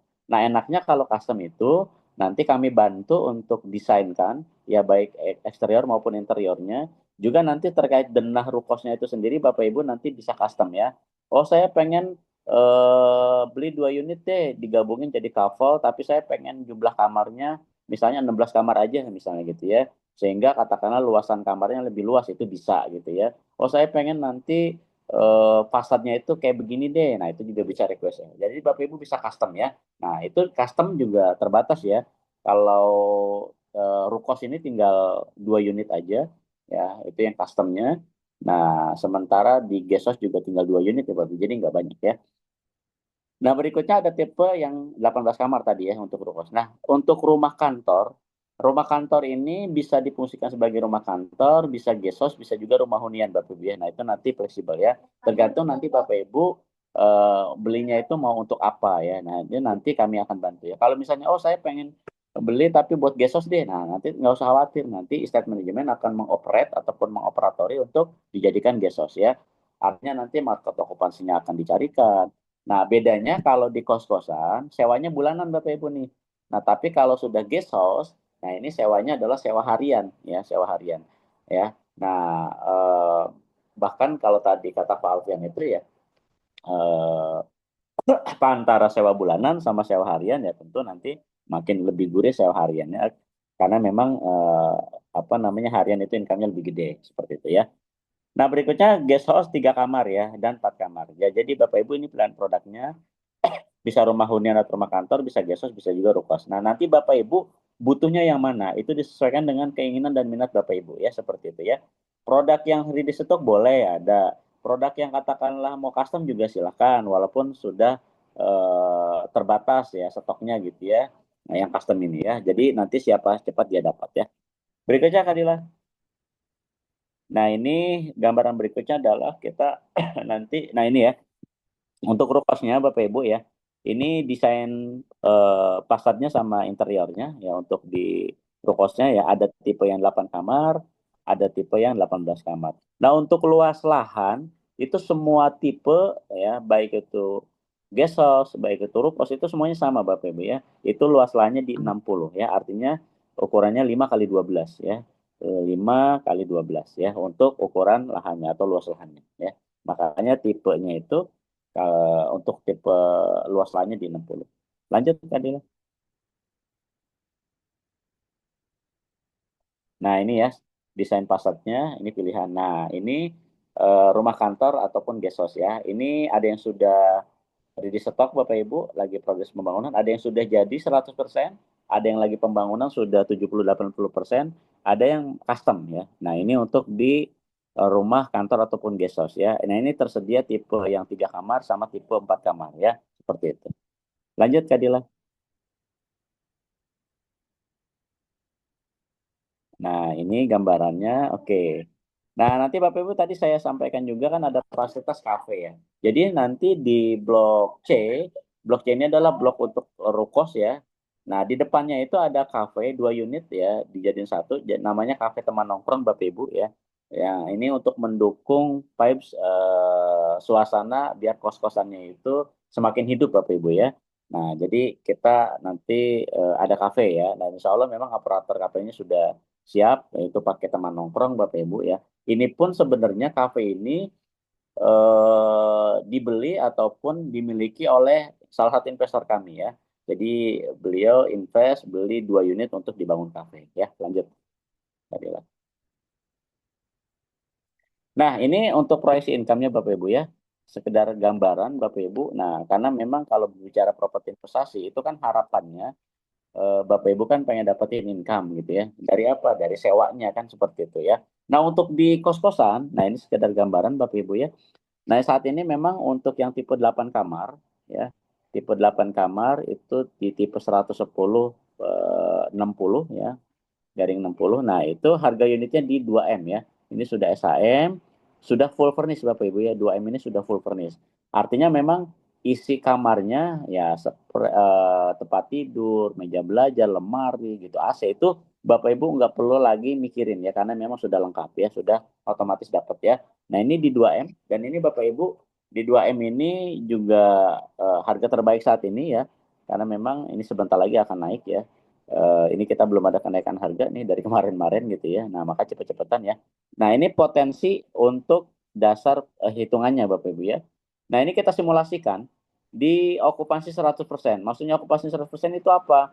Bapak Ibu punya satu unit, ada 8 kamar. Nah, 8 kamarnya ini tersewa ya. Ada penyewanya full ya. Ada 8 orang mahasiswa katakanlah seperti itu ya. Nah, harga sewanya ini disimulasikan di 2.100.000 Bapak Ibu untuk yang harga awal gitu ya. Boleh nggak saya nanti di 2 juta aja boleh gitu Bapak Ibu ya. Atau boleh nggak saya langsung 2,5 juta. Nah, itu kalau saran saya ya kita start dari yang terendah dulu bisa dari 2 juta atau 2.100.000. Anggaplah ini dari 2.100.000 ya. Nah, kalau satu kamar itu dengan harga sewanya 2.100.000 maka dalam waktu 12 bulan itu ada potensi revenue ataupun omsetnya di 25.200.000. Nah, kalau 6 kamar ya berarti kalau 8 kamar, sorry, 8 kamar kali 2.100.000 kali selama 12 bulan. Maka ada potensi revenue ataupun omset di 201 juta Bapak Ibu ya. Seperti itu ya, 201 juta. Nah, berikutnya Bapak Ibu, eh nanti kalau katakanlah saya beli rukos, katakanlah seperti itu untuk pengelolaannya seperti apa? Nah, ini sebelum saya lanjutkan ya. Nah, pengelolaannya kami menawarkan ada 3 pilihan Bapak Ibu ya. Jadi memang nggak mengikat gitu ya. Itu diserahkan kepada Bapak Ibu. Pilihan pertama, Bapak Ibu boleh mengelola sendiri rukosnya. Nah, kalau Bapak Ibu mengelola sendiri, nanti tiap kamarnya itu tiap bulannya itu ada kena IPL. IPL itu iuran pengelolaan lingkungan. Nah, itu IPL buat apa sih? Buat digunakan untuk ya tadi ya, maintenance lingkungan, buat gaji security, buat gaji petugas kebersihan, buat maintenance kolam renang, buat maintenance taman, gazebo, katakanlah buat listrik-listrik di fasilitas umum gitu ya. Dan itu peruntukan IPL ya, seperti itu ya. Nah, kalau dikelola sendiri. Yang berikutnya adalah Bapak Ibu, pilihan kedua, Bapak Ibu boleh menunjuk operator yang Bapak Ibu percaya gitu, atau pihak ketiga yang Bapak Ibu percaya untuk mengelolakan, itu juga boleh. Ini pun masih kena IPL gitu ya. Nah, atau yang ketiga, Bapak Ibu nggak usah pusing-pusing, nanti akan dikelola oleh Estate Management Grand Pakuan. Nah, kalau dikelola oleh Estate Management Grand Pakuan, maka selama masa kerjasama, masa pengelolaan, itu Bapak Ibu, khusus Bapak Ibu selaku pemilik unit itu tidak dikenakan IPL ya, karena nanti IPL-nya itu oleh estate manajemen akan dikenakan kepada penyewa ya. Ya, yang nyewa yang dikenain IPL-nya Bapak Ibu ya. Nah, terus kalau misalnya selama dikelola oleh estate manajemen katakanlah ada kamar yang nggak tersewa. Nah, ini pemilik unit kena IPL nggak? Nggak Bapak Ibu, nggak usah khawatir ya, itu tidak dikenakan IPL ya. Nah, balik lagi ke sini Bapak Ibu, tadi ada revenue ataupun potensial omset di 201 juta gitu ya. Nah, karena Bapak Ibu ini dikelola oleh estate management, maka ada penawaran bagi hasil. Nah, di mana 85% untuk Bapak Ibu selaku pemilik unit, nah 15%-nya buat siapa? Buat estate management ataupun hospitality atau pengelola ya. Nah, dari 201 juta yang potensi omset, nah ini sudah bisa dibagi ya. Kenapa? Karena memang nanti dari cost operasional itu ya buat gaji security, buat gaji housekeeping, petugas kebersihan, maintenance kolam dan seterusnya itu sudah tertutup dari pos IPL Bapak Ibu ya. Nah, kalau misalnya dari pos IPL ternyata misalnya nggak cukup gimana? Nah, kalau memang nggak cukup ya baru nanti diambil dari revenue yang masuk, dan itu pun nggak besar karena memang hanya ya menutupi tadi ya kekurangannya aja. Jadi karena nanti yang signifikannya dari IPL Bapak Ibu ya. Nah, ini asumsi 85% buat Bapak Ibu. Jadi dari 201 juta, maka potensi bagi hasil Bapak Ibu per tahun itu di 171 juta ya. Ini kalau memiliki satu unit ya dengan 8 kamar ya. Nah, tahun pertama ini kita simulasikan BEP-nya atau break-even point-nya Bapak Ibu ya. Tahun pertama dan kedua itu 171 juta ya. Tahun pertama 171, tahun kedua 171 gitu ya. Nah, tahun ketiga ini 179. Nah, ini dari mana? Nah, nanti tiap 2 tahun itu ada kenaikan rate kamar atau sewa kamarnya itu sebesar 5%. Jadi kalau tadi misalnya di tahun pertama dan kedua sewa kamarnya 2.100.000, maka di tahun ketiga naik 5% Bapak Ibu ya. Naik 5%. Berarti 5% dari 2.100.000 berapa? Berapa tuh kira-kira? Kalau 10% kan 210 ya. Berarti 105.000 naiknya kurang lebih. Berarti yang tadinya 2.100.000 nanti di tahun ketiga jadi 2.200.000-an lah. 2.200.000 gitu ya, seperti itu. Itu naik 5% ya. Nah, sehingga Bapak Ibu kalau disimulasikan ya dengan proyeksi income ya dari hasil ketersewaan ya itu bisa balik model di tahun ke-11 ya. Nah, di tahun ke-11 itu dengan potensi ROI dari mulai 8,57% sampai 10,41%. Dan ini kalau dari ROI-nya insya Allah presentasinya itu di atas bunga deposito ya Bapak Ibu ya, jadi masih cukup oke ya. Kalau itu break even point-nya tanpa capital gain. Kalau dengan capital gain, nah capital gain itu apa sih? Nah, tadi sudah dibahas sama Pak Alfian ya.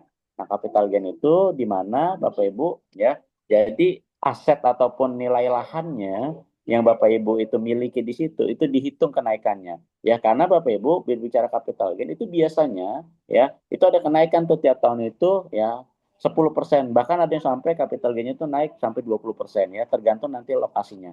Nah, anggaplah kenaikannya itu di 10% ya. Nah, di 10% ya. Kalau tadi nilai investasi Bapak Ibu di 2M ya dengan kenaikan capital gain 10%, Nah, maka dari hasil income sama kenaikan capital gain, nah itu bisa balik modal sebenarnya di tahun ke-6 sorry ya, di tahun ke-6 ya.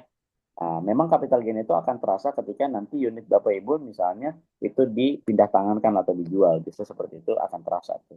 Ya, tapi kalau dimiliki terus gitu ya, nah maka sebenarnya dari price income itu sudah menutupi nanti di tahun ke-11 sudah BP ya. Nah, ini potensi atau proyeksi untuk Rukas 8 kamar. Berikutnya Kadila. Berikutnya dipercepat aja Kadila. Oke, nah yang 18 kamar, ini sebenarnya 18 kamar itu dua unit dijadi satu Bapak Ibu ya. Nah, harusnya kan dua unit jadi satu itu kan dapatnya 16 kamar ya, karena kan tadi satu unit kan 8 kamar ya. Nah, ini kok bisa dapat 18 ya Bapak Ibu ya. Jadi ada bonus 2 kamar gitu ya. Nah, tapi memang kalau saya boleh menyarankan, kalau Bapak Ibu nanti ngambil unit custom, ya unit custom itu maksudnya apa? Dibangun dari nol Bapak Ibu ya. Jadi masih lahan kosong, nah dibangunin dari nol gitu ya, nanti dibantu desainnya, denahnya dibantu gitu ya, desain eksteriornya, interiornya dibantu gitu ya, sama tim arsitek kami. Nah, kalau saya boleh menyarankan itu di 16 kamar sebenarnya. Kenapa? Karena nanti experience bagi penyewa ya, itu luasan kamarnya lebih oke, lebih lebih cukup memuaskan lah ya kalau di setting itu 16 kamar ya. Tapi nanti Bapak Ibu itu kembali keputusan ke Bapak Ibu. 18 kamar juga boleh ya. Nah, kalau ini proyeksi 18 kamar Bapak Ibu ini lebih cepat ya, itu BEP-nya itu di tahun ke-10 kalau tanpa capital gain, kalau dengan capital gain itu di tahun ke-5 ya. Nah, secara perhitungan tadi mirip dengan simulasi yang tadi yang 8 kamar gitu ya. Secara perhitungan seperti itu ya. Nah, berikutnya Kak Dila untuk yang guest house kita lihat boleh ditayangkan. Nah, ini yang guest house Bapak Ibu ya. Nah, untuk guest house Bapak Ibu itu ada dua tipe, ada tipe 3 kamar, ada tipe 4 kamar. Nah, ini kita akan lihat di tipe 3 kamar ya. Tipe 3 kamar ya. Nah, itu tipe 3 kamar itu di luas bangunan di 76, luas lahannya di 60 ya.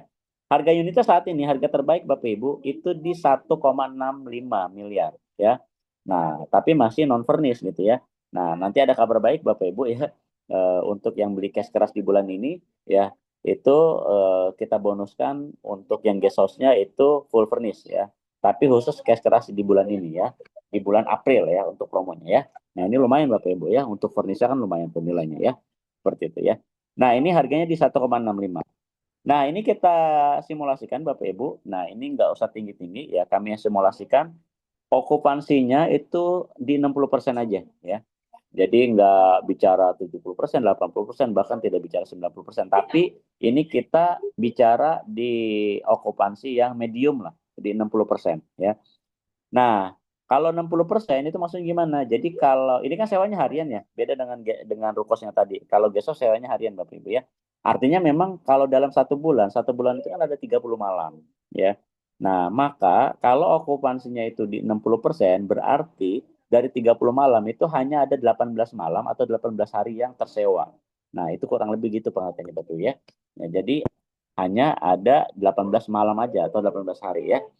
Nah, red card-nya, harga sewanya, ya ini kami proyeksikan dengan satu unit utuh, Bapak Ibu ya, satu unit guest house, 2 lantai, dapat 3 kamar, ya, ada 2 kamar mandi di dalamnya, ya, 3 kamar, itu harga sewanya per malam itu di 750.000, ya.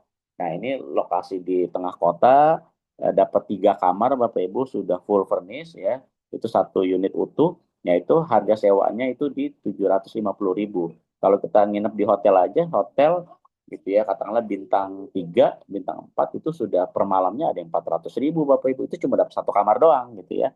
Nah, ini dapat 3 kamar sebenarnya, dapat 3 kamar di 750.000 ya. Nah, kalau dikali 12 bulan, maka potensi revenue ataupun omset per tahunnya di 162 juta ya. Di 162 juta Bapak Ibu ya, seperti itu ya. Nah, Nah, ini Bapak Ibu, untuk guest house ini sendiri ya, nanti memang bedanya kan kalau tadi Rukos itu kan bulanan, nah kalau guest house ini harian. Nah, ini pun nanti apa namanya dari sisi hospitality-nya, nah estate management ini nanti Bapak khusus guest house ini memang itu kita akan menggandeng ya operator yang katakanlah sudah berpengalaman di bidang guest house ya, untuk apa? Untuk memaksimalkan potensi okupansinya Bapak Ibu biar maksimal. Walaupun dari sisi perhitungan di sini kan cuma dihitung 60% ya, gitu ya. Nah, harapannya nanti justru okupansinya lebih dari 60%. Tapi bicara dari sisi kita yang bicara pesimis dulu deh gitu ya. Hitung 60% aja gitu ya. Nah, ini menurut saya sudah cukup oke ya. Ini ada potensi di 162 juta ya. Nah, kalau tanpa capital gain ini sudah balik modal di tahun ke-10 Bapak Ibu. Kalau dengan capital gain ini di tahun ke-5 sudah balik modal ya. Nah, ini Gesos. Nah, berikutnya yang 4 kamar juga mirip-mirip ya. Coba Kadilah yang 4 kamar ya. Kalau tadi yang 3 kamar itu harga sewanya per malam itu di 750.000. Nah, kalau yang 4 kamar ini kita proyeksikan ya. Jadi dapat satu unit, dua lantai, ada 4 kamar di dalamnya. Itu di 850.000 per malamnya Bapak Ibu ya. Nah, ini cukup oke sih dapat 4 kamar gitu ya. Dapat 4 kamar kan bisa nampung kalau satu kamarnya 2 orang gitu ya. Maka bisa 8 orang tuh nampung Bapak Ibu ya dalam satu guest house ya. Ini sudah cukup oke ya. Nah, ini sama ya, kurang lebih di tahun ke-10 BEP-nya kalau tanpa capital gain, kalau dengan capital gain di tahun ke-5 ya. Nah, jadi ini Bapak Ibu yang bisa kami sampaikan untuk apa namanya salah satu produk yang bisa Bapak Ibu pertimbangkan untuk menjadi pilihan Bapak Ibu investasi di sektor properti investasi ya. Nah, ini sudah sesuai dengan market okupansi, secara lokasinya juga sudah cukup oke. Nah, legalitasnya nggak usah ditanyakan Bapak Ibu ya. Jadi sudah clear and clean gitu ya. Legalitas dari sisi perolehan lahannya, legalitas dari perizinan proyeknya itu sudah clear, sudah terbit PBG, sudah pecah sertifikat tiap unitnya, tinggal balik nama doang ya. Jadi Bapak Ibu kalau nanti beli langsung kita bawa ke notaris untuk proses balik nama. Nanti diurus sama notaris balik namanya ya. Nah, seperti itu ya. Hospitality-nya juga nanti sudah bisa dikelola oleh estate manajemen. Jadi Bapak Ibu nggak usah pusing-pusing mikirin day to day nanti dari aspek pengelolaannya ya, seperti itu. Nah, itu barangkali yang bisa saya sampaikan untuk sharing-sharing pada malam hari ini ya. Nah, kabar baiknya ya untuk yang tadi Bapak Ibu ya, untuk yang guest house ya, untuk guest house yang beli di bulan ini secara cash keras, nah nanti itu kita bonuskan itu furnish-nya ya, kita bonuskan furnish-nya. Karena harga yang tadi dicantumkan itu belum full furnish Bapak Ibu ya, tapi khusus yang cash keras di bulan ini itu kita bonuskan dapat furnish-nya seperti itu. Saya kembalikan ke Kak Dila. Silakan Kak Dila.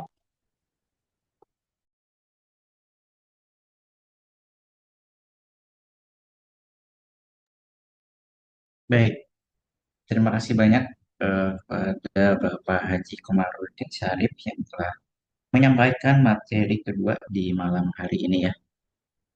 Mulai tadi sesi awal dari Pak Komarudin Syarif ini kiat-kiat ya memilih investasi properti yang aman ya. Jadi Bapak Ibu yang berniat berinvestasi properti eh, cukup apa namanya cukup gamblang ya penjelasan dari Pak Komar dengan kaitan kiat-kiat berinvestasi di properti. Dan di sesi selanjutnya Pak Komar menyampaikan rekomendasi gitu ya produk ada satu produk properti investasi di Grand Pakuan Bogor. Nah, Bapak Ibu semuanya yang masih bergabung di malam hari ini, eh, kita tiba di akhir sesi acara. Bagi Bapak Ibu yang ingin bertanya atau ingin menyampaikan pertanyaan, boleh di kolom chat ataupun dengan open mic ya, boleh. Ini ada Pak Husen.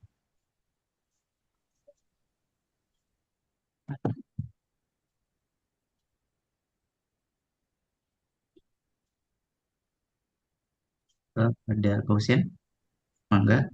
Sama Ya, Mbak Shirley boleh. Siapa yang duluan? ya terima kasih Pak Komar ya dan Pak Alfian. Ini Pak Komar dan Pak Alfian ini sering juga kita ketemu di beberapa sesi Zoom di apa produk eh, developer yang berbeda gitu ya. Jadi apresiat untuk itu gitu ya. Mungkin yang pertama adalah pertanyaan gitu. kita melihat memang buat produk investasi sejenis ini itu nggak hanya di Bogor ya, itu ada juga di malah sampai Kerawang gitu ya. Lantas mungkin tadi disampaikan ada Jogja dan sebagainya. Memang kalau kami perhatikan itu dengan tagline syariah gitu ya. Nah, mungkin pertanyaannya kenapa sih pakai tagline syariah gitu ya? Karena kalau kita bicara bisnis syariah itu kan harus ada dewan syariah mungkin seperti itu ya. Jadi betul ada batasan-batasan secara uh, akad, jual beli dan sebagainya itu lebih ke aturan syariah seperti itu. Mungkin nanti bisa dapat penjelasan juga dari Pak Komar atau Pak Alfian seperti itu ya. Nah, cuman memang tadi saya cukup appreciate dengan statement Pak Komar gitu bahwa biasanya orang kan bilang bahwa properti lokasi, lokasi, lokasi ya. Tapi beliau tuh bagus sekali karena bukan hanya lokasi toh gitu ya. Jangan lihat cuma lokasi aja, tapi harus lihat ada legalitas dan konsep seperti itu. Dan tiga hal itu ternyata juga saya banyak temukan gitu ya. Lokasinya bagus, legalitasnya jadi nggak jadi karena konsepnya berubah-berubah gitu loh. Jadi sebetulnya mungkin pada saat waktu si developernya itu beli tanah itu sudah jelas gitu ya, hak alasnya sudah jelas. Tapi kalau konsep-konsepnya berubah, IMB-nya mungkin ya, jadi berubah lagi sehingga legalitasnya jadi lama. Dan saya tahu persis itu gitu, ada beberapa seperti itu. Nah mudah-mudahan yang kita harapkan juga dari Pak Komar dan Pak Alfian itu juga ada seperti apa ya, satu komite lah gitu ya, itu bisa bukan sebagai fungsi marketers gitu ya ke calon pembeli, tapi juga kasih advice gitu loh ke beberapa developer yang mungkin konteksnya seperti tadi itu gitu. Jadi meluruskan hal itu karena lagi-lagi nih kalau kita bicara bisnis syariah itu kita sudah bawa suatu hal yang dipikul berat sebetulnya. Jadi norma-norma etika dan akhlak itu juga harus dikedepankan seperti itu. Yang selanjutnya adalah tentang harga nih. Jadi lagi-lagi kalau nggak tahu ya, saya melihatnya bahwa harga itu dengan produk sejenis itu sebetulnya harga yang mungkin di pasar normal itu apa namanya bisa di atas harga di pasar normal gitu. Kalau kita bicara harga properti di pasar normal itu kan bicara harga tanahnya berapa, lantas harga bangunannya berapa gitu ya. Jadi kalau kita hitung dengan sederhana, kadang-kadang nilainya lebih tinggi gitu loh. Nah, alasannya sebetulnya adalah karena ada ROI-nya. ROI-nya itu di depan karena dibangun untuk investasi, maka di situ kan ada sebagai pembeli ada keuntungan di situ gitu. Jadi ada ROI yang seperti tadi disampaikan mungkin 10 atau 11 tahun ya. Padahal kalau misalnya kita bicara deposito betul sekali tuh Pak Kopar tadi sampaikan bahwa deposito nggak bisa seperti itu. Tapi kalau kita bicara dana reksa dan sebagainya ya, nah itu bisa jadi juga lebih tinggi gitu ya dari deposito pastinya kan. Angkanya gitu ya. Atau mungkin di platform investasi lainnya bisa lebih tinggi seperti itu. Tapi pasti tadi ada capital gains gitu ya. Tapi capital gains itu jangan salah juga tuh Pak Omar. Harus dilihat dari inflasinya tuh. Inflasinya berapa. Jadi kalau bilang capital gain itu setahun 10%, you harus hitung juga inflasinya itu setahun itu ya bisa 3% misalnya seperti itu, ngurangin itu juga. Tapi kalau start dengan nilai harga properti di pasar normal, maka nanti pada saat kita bicara capital gain-nya akan kelihatan gitu. Katakanlah misalnya kita berhitung tanah 60 lantas luasan 110.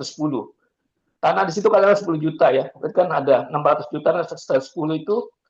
Nah, lagi-lagi bangunannya, nilai bangunannya itu katakanlah 5 juta gitu ya.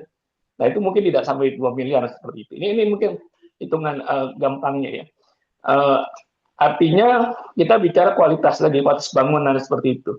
Jadi jangan sampai nanti kalau tadi yang Pak Alfian sampaikan bahwa starting from aktif income ya, aktif income, passive income, lantas ada passive income. Salah satu passive income itu adalah sebagai developer gitu ya. malah untung sebetulnya sebagai developer karena memang kue untuk mangsa pasar di sini itu sasarannya dengan ada angka ROI yang dihitung dari bulanan gitu ya, seperti itu. Mungkin itu sebagai gambaran ya, apa namanya. Dan sekali lagi terima kasih Pak Komar, Pak Alfian. Harapan kita nanti bukan dari sisi marketingnya sebetulnya, marketing edukasi di marketingnya, tapi juga bisa mengeduket developer sejenis ini. Ada 3 hal. Pertama adalah kualitas dari bangunan itu gitu ya.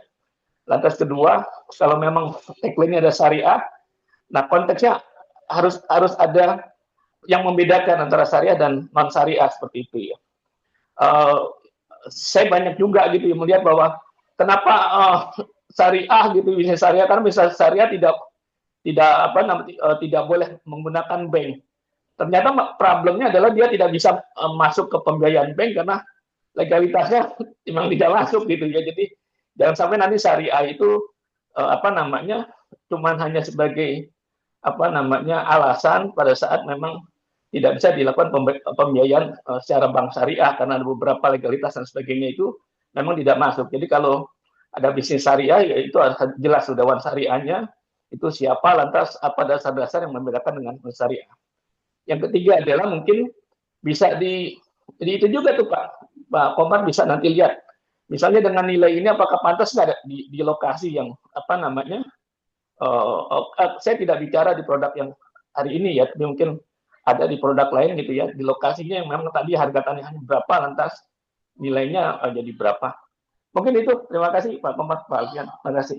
Baik, terima kasih Pak Husen ya, telah memberikan pertanyaan. Ini akan ditampung dulu Pak Komar atau mau langsung ditanggapi karena ada pertanyaan dari Mbak Sherly ya, Ibu Sherly. Iya, boleh dari saya dulu ya. Oke, baik. Oke. Pak Hussein, terima kasih. Ini luar biasa ya respon dan pertanyaannya. Saya ingat ya Pak Hussein itu waktu itu kita janjian ketemu ya, cuma qadarullah belum jadi ya Pak ya. Waktu itu kalau nggak salah di Dramaga belum jadi ya. Mudah-mudahan nanti next kita bisa ketemu ya Pak ya, bisa silaturahmi gitu ya, bisa ngobrol di darat gitu ya. Nah juga nanti kalau Pak Hussein juga ada waktu luang bisa boleh nanti berkunjung ke Green Pakuan gitu ya, kita ngobrol-ngobrol sekaligus nanti bisa keliling melihat progres pembangunan dan aspek legalitas Pak ya. Insya Allah memang tadi yang saya singgung di awal beberapa poin terkait pertimbangan untuk kita investasi di sektor properti itu dari sisi proyek yang tadi saya sampaikan itu sudah clear and clean ya Pak ya. Nah tadi cukup banyak ya yang disampaikan oleh Pak Hussein ya, itu saya terima kasih Pak atas advice-nya, atas tanggapannya segala macam gitu ya. Nah kalau terkait dengan yang tadi ya Pak ya, aspek syariah gitu ya. Nah, memang untuk Grand Pakuan ini kita nggak declare ini properti murni syariah itu nggak demikian Pak ya. Cuma memang dari sisi aspek untuk transaksinya ya kami berkomitmen memang untuk menghindarkan transaksi yang terkena aspek ribawi gitu ya Pak ya. Nah, kalau terkait dengan misalnya tadi KPR pakai bank syariah segala macam. Nah, pada dasarnya kalau untuk proyek Grand Pakuan ini, nah itu sudah tadi ya aspek misalnya dilakukan untuk KPR bank ya itu sudah sangat ini Pak, sangat layak gitu ya. Artinya sudah memenuhi semuanya, nggak ada yang bisa diragukan lagi gitu ya, seperti itu. Nah, cuma memang dari skema yang kami mainkan saat ini gitu ya itu memang kami memainkan skemanya Pak Husen itu di skema cash-cashan nih Pak gitu untuk produk Grand Pakuan. Kenapa?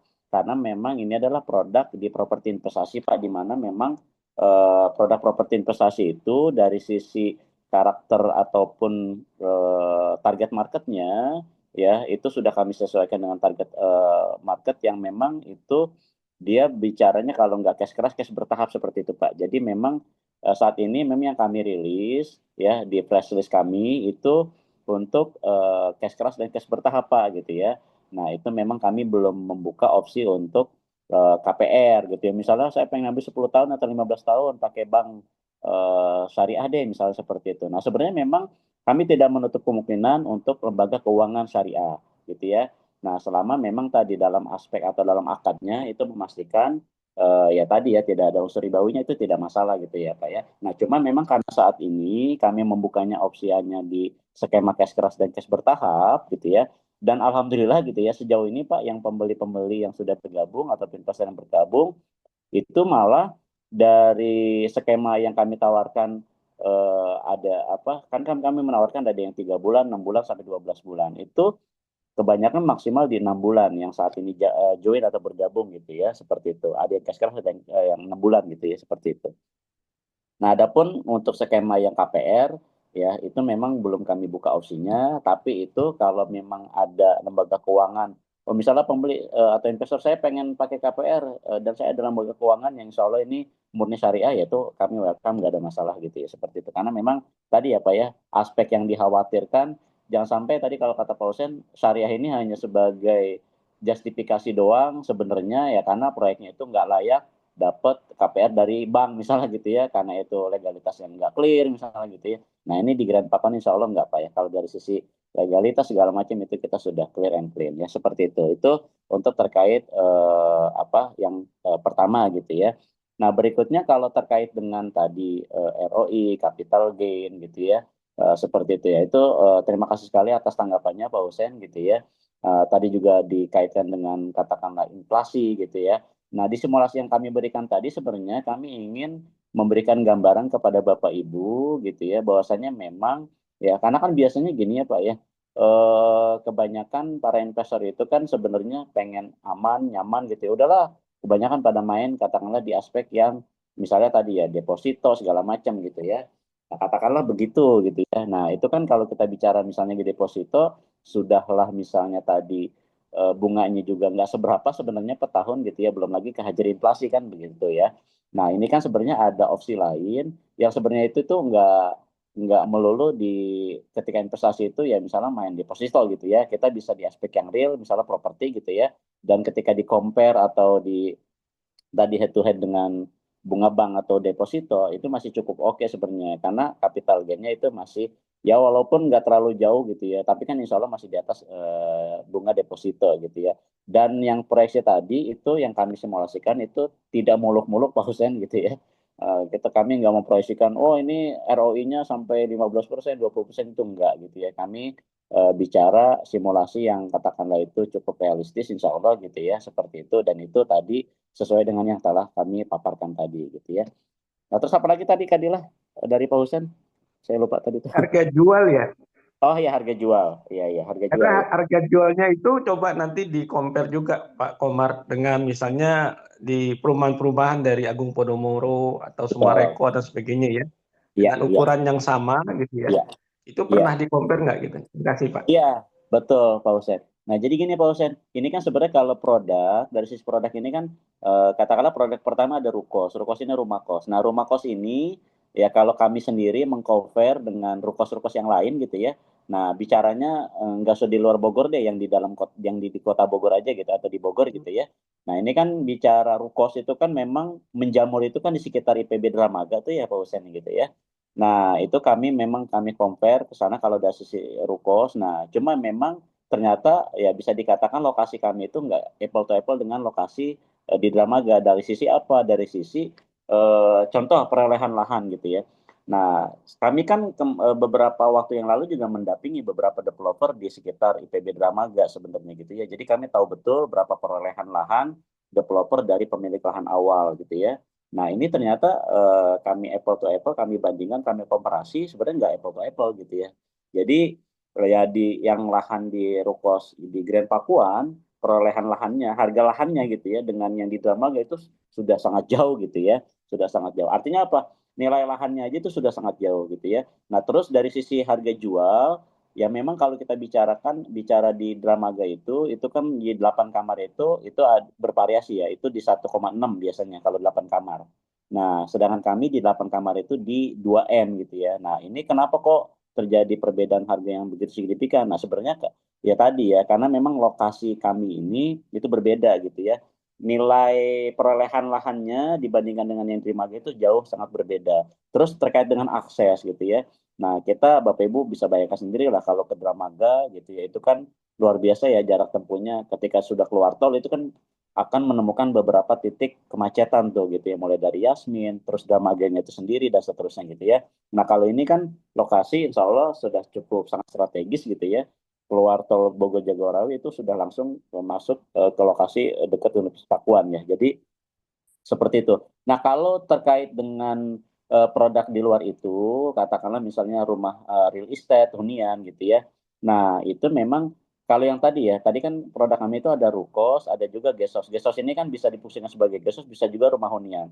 Nah, secara harga Pak Hussein itu insya Allah kalau kami sudah komparasi gitu ya dengan harga katakanlah tadi di 1,6 gitu ya dapat ada yang 3 kamar, ada yang 4 kamar gitu ya, 2 lantai gitu ya. Nah itu sudah sangat affordable ya insya Allah ya, sangat terjangkau. Kenapa? Karena Pak kalau nanti Pak Hussein main ke proyek kami ya, jadi di sebelah proyek kami itu ada proyek tetangga gitu ya, itu nempel banget Pak dengan kami. Nah dia fokus di hunian, rumah hunian, real estate gitu ya. Dengan tipe yang mirip-mirip dengan kami ya, jumlah kamarnya, luas lahannya mirip-mirip lah gitu ya. Nah itu perumahan sebelah ya tetangga kami ya, itu ngejual harga yang lebih mahal 1 sampai 1,5 M dari kami. Jadi di atas kami lebih mahal ya. Katakanlah kalau kami itu 1,6, nah dia jual ada yang 2,6, ada yang 3 M dengan tipe yang mirip-mirip Pak Hussein gitu ya. Dengan tipe yang mirip-mirip gitu ya. Nah maka dari sisi harga sih insya Allah, nah ini bersaing lah Pak Hussein gitu ya.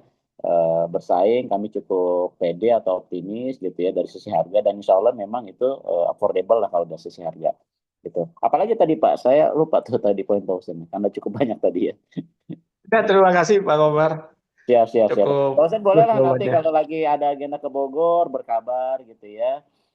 Nggak apa-apa nanti kami yang merapat, saya sama Pak Alfian siap merapat, kita bisa ngopi-ngopi gitu ya. Waktu itu kan sempat mau ketemu ya, cuma memang belum jadi kodarullah ya, pausen ya. Oke, Oke, lanjut. kita ketemu di kesempatan kemudian. Makasih Pak Komar. Siap, siap, pausen siap. Sama-sama, sama-sama. Baik, terima kasih untuk Pak Komar atas tanggapannya dan juga atas pertanyaannya. Lanjut ke penanya kedua tadi ada Mbak atau Bu Sherly ya. Enggak. Ya, baik. Assalamualaikum warahmatullahi wabarakatuh. Assalamualaikum. Alhamdulillah, terima kasih atas pemaparannya. Ada beberapa hal yang ingin saya tanyakan. Apakah untuk kos yang dengan 8 kamar itu harga 2 M itu udah termasuk biaya surat-surat notaris, di mana itu langsung ke atas nama pembeli atau belum termasuk? Terus yang kedua, itu untuk cash bertahap atau cash keras itu maksimal berapa lama? Iya. Terus yang ketiga, apakah dengan kita membayar pembayaran pertama, kita sudah berhak untuk menyewakan kamar yang kos yang ada gitu. Apakah ini udah ready atau gimana ya, masih inden? Kalau memang udah ada, apakah dengan pembayaran pertama kita juga udah berhak untuk menyewakan, artinya mendapatkan hasil dari itu. Dan yang terakhir, ini lokasi bebas banjir ya Pak? Iya, oke. Saya kira itu aja Pak. Siap. Terima kasih. Baik, baik Bu Sherly ya. Saya langsung tanggapi ya Bu ya. Terima kasih pertanyaannya bagus banyak ya. Cukup oke ya. Nah yang pertama ya langsung saya tanggapi ya Ibu ya. Ya tadi terkait apa Kadila yang pertama itu? Pertama tentang harga yang 2M, Oh ya harga. apakah itu Oke udah ya. include dengan Iya. surat-surat? Oke. Jadi untuk harga Ibu ya itu harga itu sudah all in kecuali nanti pajak pembeli yang belum termasuk. Jadi nanti harga itu sudah termasuk biaya PPJB, biaya AJB, nah termasuk biaya balik nama sertifikat ya. Nah biaya balik nama itu jadi semua sudah termasuk ya Ibu ya. Jadi Ibu sudah termasuk furnisnya juga ya Ibu ya. Jadi isi dalaman kamar gitu ya, sudah termasuk semuanya gitu ya. Nah itu sudah. Nah, yang belum termasuk itu hanya pajak ya Ibu ya. Nah, ini harus saya tegaskan karena memang biar nggak miss di awal. Pajak itu belum termasuk. Nah, pajak itu apa? Jadi karena pajak nanti kena dua pihak ya Ibu ya. Penjual itu kena PPh, nah pembeli itu kena BPHTB. Nah, BPHTB itu berapa? Kalau disimulasikan, nanti harga jual unit anggaplah di 2M. 2M itu dikurang dulu 80 juta. Nah, nanti hasilnya dikali 5%. Nah, itu pajak untuk BPHTB, Ibu. Kapan dibayarkan? Nah, sebenarnya nanti BPHTB itu dibayarkan kalau katakanlah Bapak Ibu misalnya nih skemanya anggaplah skema cash bertahap gitu ya. Nah, nanti di pembayaran terakhir itu boleh dibayarkan. Nah, cuma memang selama BPHTB itu belum dibayarkan, nanti belum bisa proses balik nama itu aja gitu ya. Nah, kalau misalnya BPHTB-nya dibayar di awal, maka sebenarnya nanti sudah bisa dibalik nama di awal pada saat nanti dilakukan PPJB dan AJB di hadapan notaris ya. Nanti Bapak Ibu ya PPJB sama AJB itu dilangsungkan berbarengan ya di saat yang bersamaan di hadapan notaris ya. Jadi termasuk sudah pengurusan untuk balik nama ya. Jadi itu Bu, jadi sudah all in kecuali ya yang belum termasuk hanya pajak pembeli aja ya, itu BPHTB ya. Nah, itu terkait dengan harga. Nah, berikutnya kalau untuk skema ini saat ini kami hanya buka dua ya, cash keras sama cash bertahap. Keras itu waktunya 1 bulan sebenarnya Ibu ya. Maksud 1 bulan itu jadi misalnya dari Ibu mulai katakanlah booking fee gitu ya. Nah, nanti ketika booking fee itu kan kami tunggu 7 hari setelah booking itu sudah pembayaran DP gitu ya. Nah, DP-nya berapa? DP-nya ini kalau di kami itu minta itu di 40% Bu gitu ya. Jadi yang skema cash keras ya pembayaran DP 40%, nah sisanya 60% itu dibayar 1 bulan maksimal setelah pembayaran DP. Yaitu kalau cash keras. Nah, kalau cash bertahap, nah itu bertahapnya ada yang 3 bulan, 6 bulan sampai maksimal 12 bulan.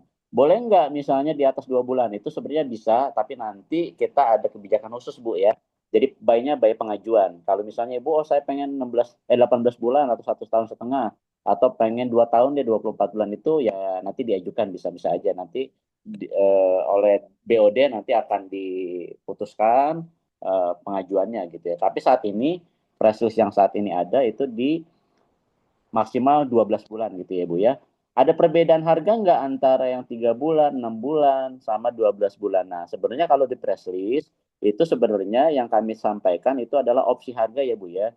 Nah, nanti yang kita akan akadkan adalah harga yang katakanlah skema yang Bapak Ibu pilih. Misalnya, nah tentu harga yang cash keras dibandingkan dengan cash bertahap 12 bulan itu lebih terjangkau, lebih hemat yang cash keras gitu ya Bu ya. Itu perbedaannya cukup signifikan gitu ya. Nah, makanya kalau nanti Ibu katakanlah tadi ada rezeki yang bisa cash keras ya saya lebih menyarankan cash keras. Nah, berikutnya unitnya gimana? Apakah inden atau sudah ready stock? Nah, kami ada dua pilihan Ibu gitu ya. Yang inden juga ada. Inden itu nanti bangun dari nol, lahannya itu masih lahan kosong, ya kita bangun itu pembangunannya itu paling cepat 6 bulan Bu, paling lama itu 8 bulan ya, kita bicara pahit-pahitnya aja Bu ya. Jadi paling cepat 6 bulan, paling lama 8 bulan itu kalau inden. Cuma kelebihan inden adalah Ibu tadi bisa custom desain ya, bisa custom denahnya. Nah, saat ini kami ada beberapa pembeli yang inden Bu, bahkan sekarang sudah progres pembangunan, ada yang sudah hampir 100%, ada yang sudah 70%, ada yang baru pembangunan gitu ya. Nah, di inden ini itu kelebihannya tadi, oh saya pengen 1 unit ini dibikin 7 kamar aja deh, itu ada gitu ya. Ada, saya pengen 8 kamar deh, nah itu bisa gitu ya. Saya pengen 6 kamar aja deh, biar kamarnya lebih luas, itu pun boleh gitu ya. Nah, itu inden. Terus desain fasadnya, tampak depannya juga itu kalau inden itu bisa custom Bu, gitu ya. Ada nggak yang ready stock? Ada Bu, yang ready stock saat ini memang yang tersedia itu di Rukos Kavel Bu. Rukos Kavel itu apa? 2 unit jadi 1, itu total 18 kamar. Yang saat ini ready stock ya. Progres pembangunannya saat ini itu sudah 85% Bu ya. Kalau yang ready stock ya. Jadi kalau nanti Ibu ke lokasi survei itu kalau pengennya ready stock itu bisa. Nah, dia cuma 2 unit dijadiin 1. Jadi namanya Rukos Kavel. Nah, itu 18 kamar total unitnya gitu ya. Nah, apakah misalnya tadi ya ketika katakanlah Rukos yang ready stock misalnya gitu ya. Terus di pembayaran pertama katakanlah dia progresnya sudah 100%, nah itu sudah bisa langsung disewa gitu ya. Nah, pada prinsipnya Bapak Ibu ketika memang nanti sudah serah terima unit atau serah terima bangunan atau STB gitu ya. Misalnya nih yang ready stock gitu ya, progresnya itu sudah 100% gitu ya.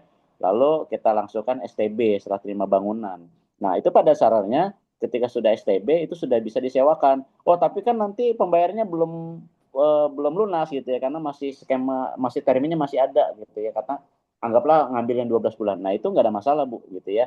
Berarti kan nanti dari hasil sewa ya bisa jadi untuk bantu nanti angsuran kan bisa jadi begitu juga kan gitu. Artinya memang itu tidak masalah selama memang pembangunannya sudah 100% dan itu sudah kita lakukan STB ya. Nah, cuma sekadar info saat ini hari di stok itu progres pembangunan di kisaran 80-85%-an Bu gitu. Jadi belum 100% gitu ya. Jadi kalau nanti Ibu ke lokasi itu bisa dicek aja gitu ya. Nah, kalau pengen puas gitu ya dengan ya tadi ya pengen dari awal yaitu kami menyarankan yang custom ya gitu. Nah, keputusan dari apakah ini bebas banjir atau enggak ya, ini bisa dipastikan bebas banjir Bu, karena kita posisinya di atas ya.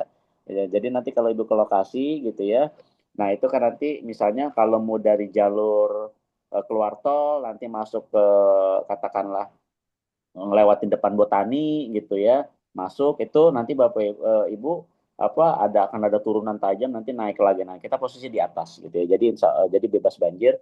Kalaupun nanti dari arah Pajajaran masuknya itu pun nanti kita di posisi di atas ya. Jadi ini bebas banjir insya Allah Bu ya. Seperti itu.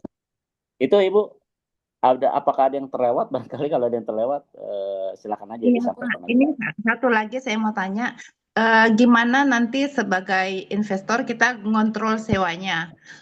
Umpama 8 kamar, apa benar-benar ini 8 kamar terisi atau bagaimana? Terus bagaimana tuh kira-kira sistemnya?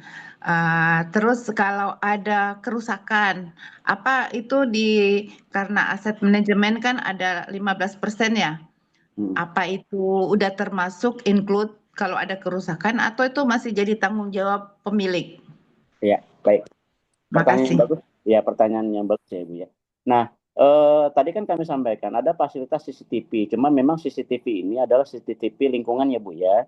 Nah, kalau misalnya Ibu pengen real time untuk controlling sewanya, itu kami boleh sarankan nanti khusus di ruko Bapak Ibu itu bisa aja dipasang CCTV gitu ya. Atau nggak seberapa pemasangan biaya CCTV gitu ya. Tapi itu di luar harga ya gitu ya untuk pemasangan CCTV. Itu kan buat untuk melihat real time ya dari sisi oh bener nggak sih ini tersewa gitu ya kamar yang saya miliki katakanlah gitu itu boleh kami menyarankan seperti itu ya. Nah tapi nanti sebenarnya kami akan di estate management nanti akan transparansi Bu terkait dengan laporannya gitu ya dan Bapak Ibu kan juga boleh sidak sewaktu-waktu gitu ya gitu itu pun bebas mau tiap hari datangnya juga nggak ada masalah gitu apalagi kalau memang nanti katakanlah tinggalnya dekat.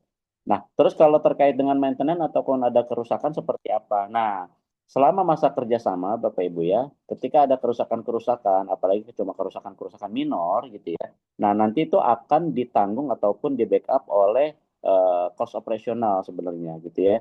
Nah nanti jadi memang nanti Bapak Ibu nggak perlu menanggung tuh kalau di masa kerjasama dipercayakan hospitality-nya atau pengelolaannya ke estate management ya. Kecuali kalau memang Bapak Ibu misalnya menunjuk pihak ketiga gitu ya atau Bapak Ibu kelola sendiri. Maka ketika ada kerusakan-kerusakan ya entah itu kerusakan minor misalnya gagang pintu patah lah misalnya apalah gitu ya. Nah, itu tanggungan Bapak Ibu sendiri gitu ya. Nah, tapi kalau selama dikerjasamakan oleh estate manajemen gitu ya. Nah, maka kerusakan-kerusakan itu nanti itu akan selama minor ya Bapak Ibu ya. Nah, itu memang akan di cover oleh estate manajemen atau pengelola. Itu barangkali Bapak Ibu. Baik, Pak. Terima kasih. Cukup lengkap. Siap, siap, siap Ibu. Sami-sami ya. Ya, boleh Bu nanti diagendakan Bu Serli. Tinggal di mana Bu Serli? Tangerang Kota.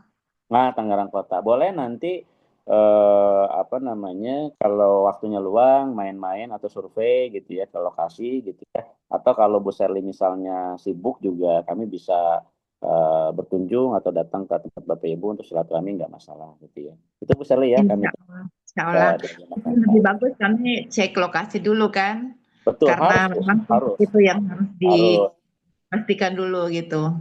Iya, iya betul betul. Insya Allah kalau tim Bapak Ibu ya, di tim kami ini standby di lokasi ini itu 7 hari dalam sepekan. Artinya di Sabtu Minggu itu tim ada yang standby gitu ya. Jadi nggak usah khawatir gitu ya. Kalau tanggal merah gimana gitu ya. Nah, tanggal merah memang nanti itu janjian Bapak Ibu gitu ya. Karena kayak besok kan tanggal merah nih gitu ya. Nah itu janjian. Karena memang kalau tanggal merah tim itu yang gak ada yang berkantor gitu ya Bapak Ibu ya. Gitu seperti itu. Cuma kalau memang ada yang mau survei itu nanti bisa ada tim yang standby. Itu bisa lah ya, nanti ditunggu Ya, kedatangan Pak terima Hussein juga kasih boleh. Bapak. Siap-siap sama-sama Ibu. Ya.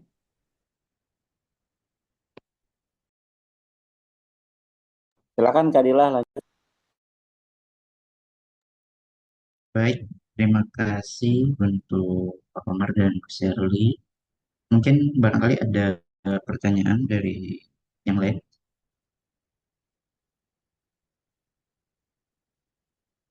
Apakah masih ada yang bertanya? Jika tidak ada, barangkali mungkin ada kedepannya ada pertanyaan, mangga untuk bisa menghubungi admin kami Mbak Anin ya di 0855 9112 9453. Barangkali ada pertanyaan yang lebih detail bisa menghubungi admin kami Mbak Anin ya.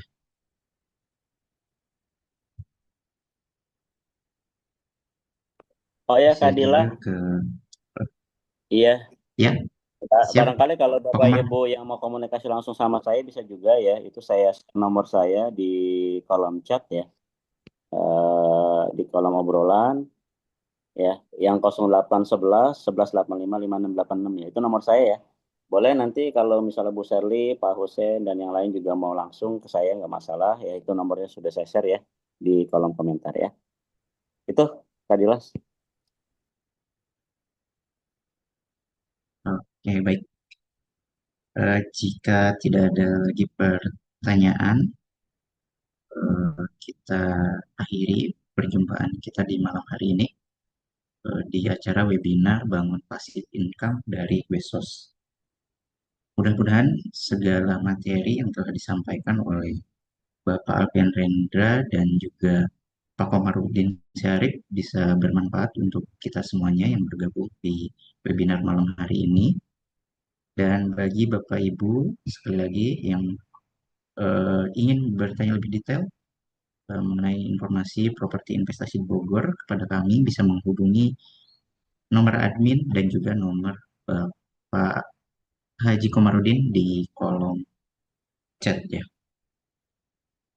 Sekali lagi terima kasih Bapak Ibu yang telah bergabung sampai akhir pertemuan kita di malam hari ini. Mudah-mudahan segala apa namanya aktivitas kita di Zoom ini menjadi aktivitas yang bermanfaat untuk kita semuanya dan ilmu yang telah dipaparkan jadi ilmu yang berkah dan bermanfaat untuk kita semuanya. Amin ya Rabbal Alamin. Oke, untuk malam hari ini mungkin dicukupkan sekian. Terima kasih. Saya Muhammad Abdillah. Wassalamualaikum warahmatullahi wabarakatuh. Waalaikumsalam warahmatullahi wabarakatuh. Terima kasih Bapak Ibu semuanya yang sudah hadir. Mohon pamit.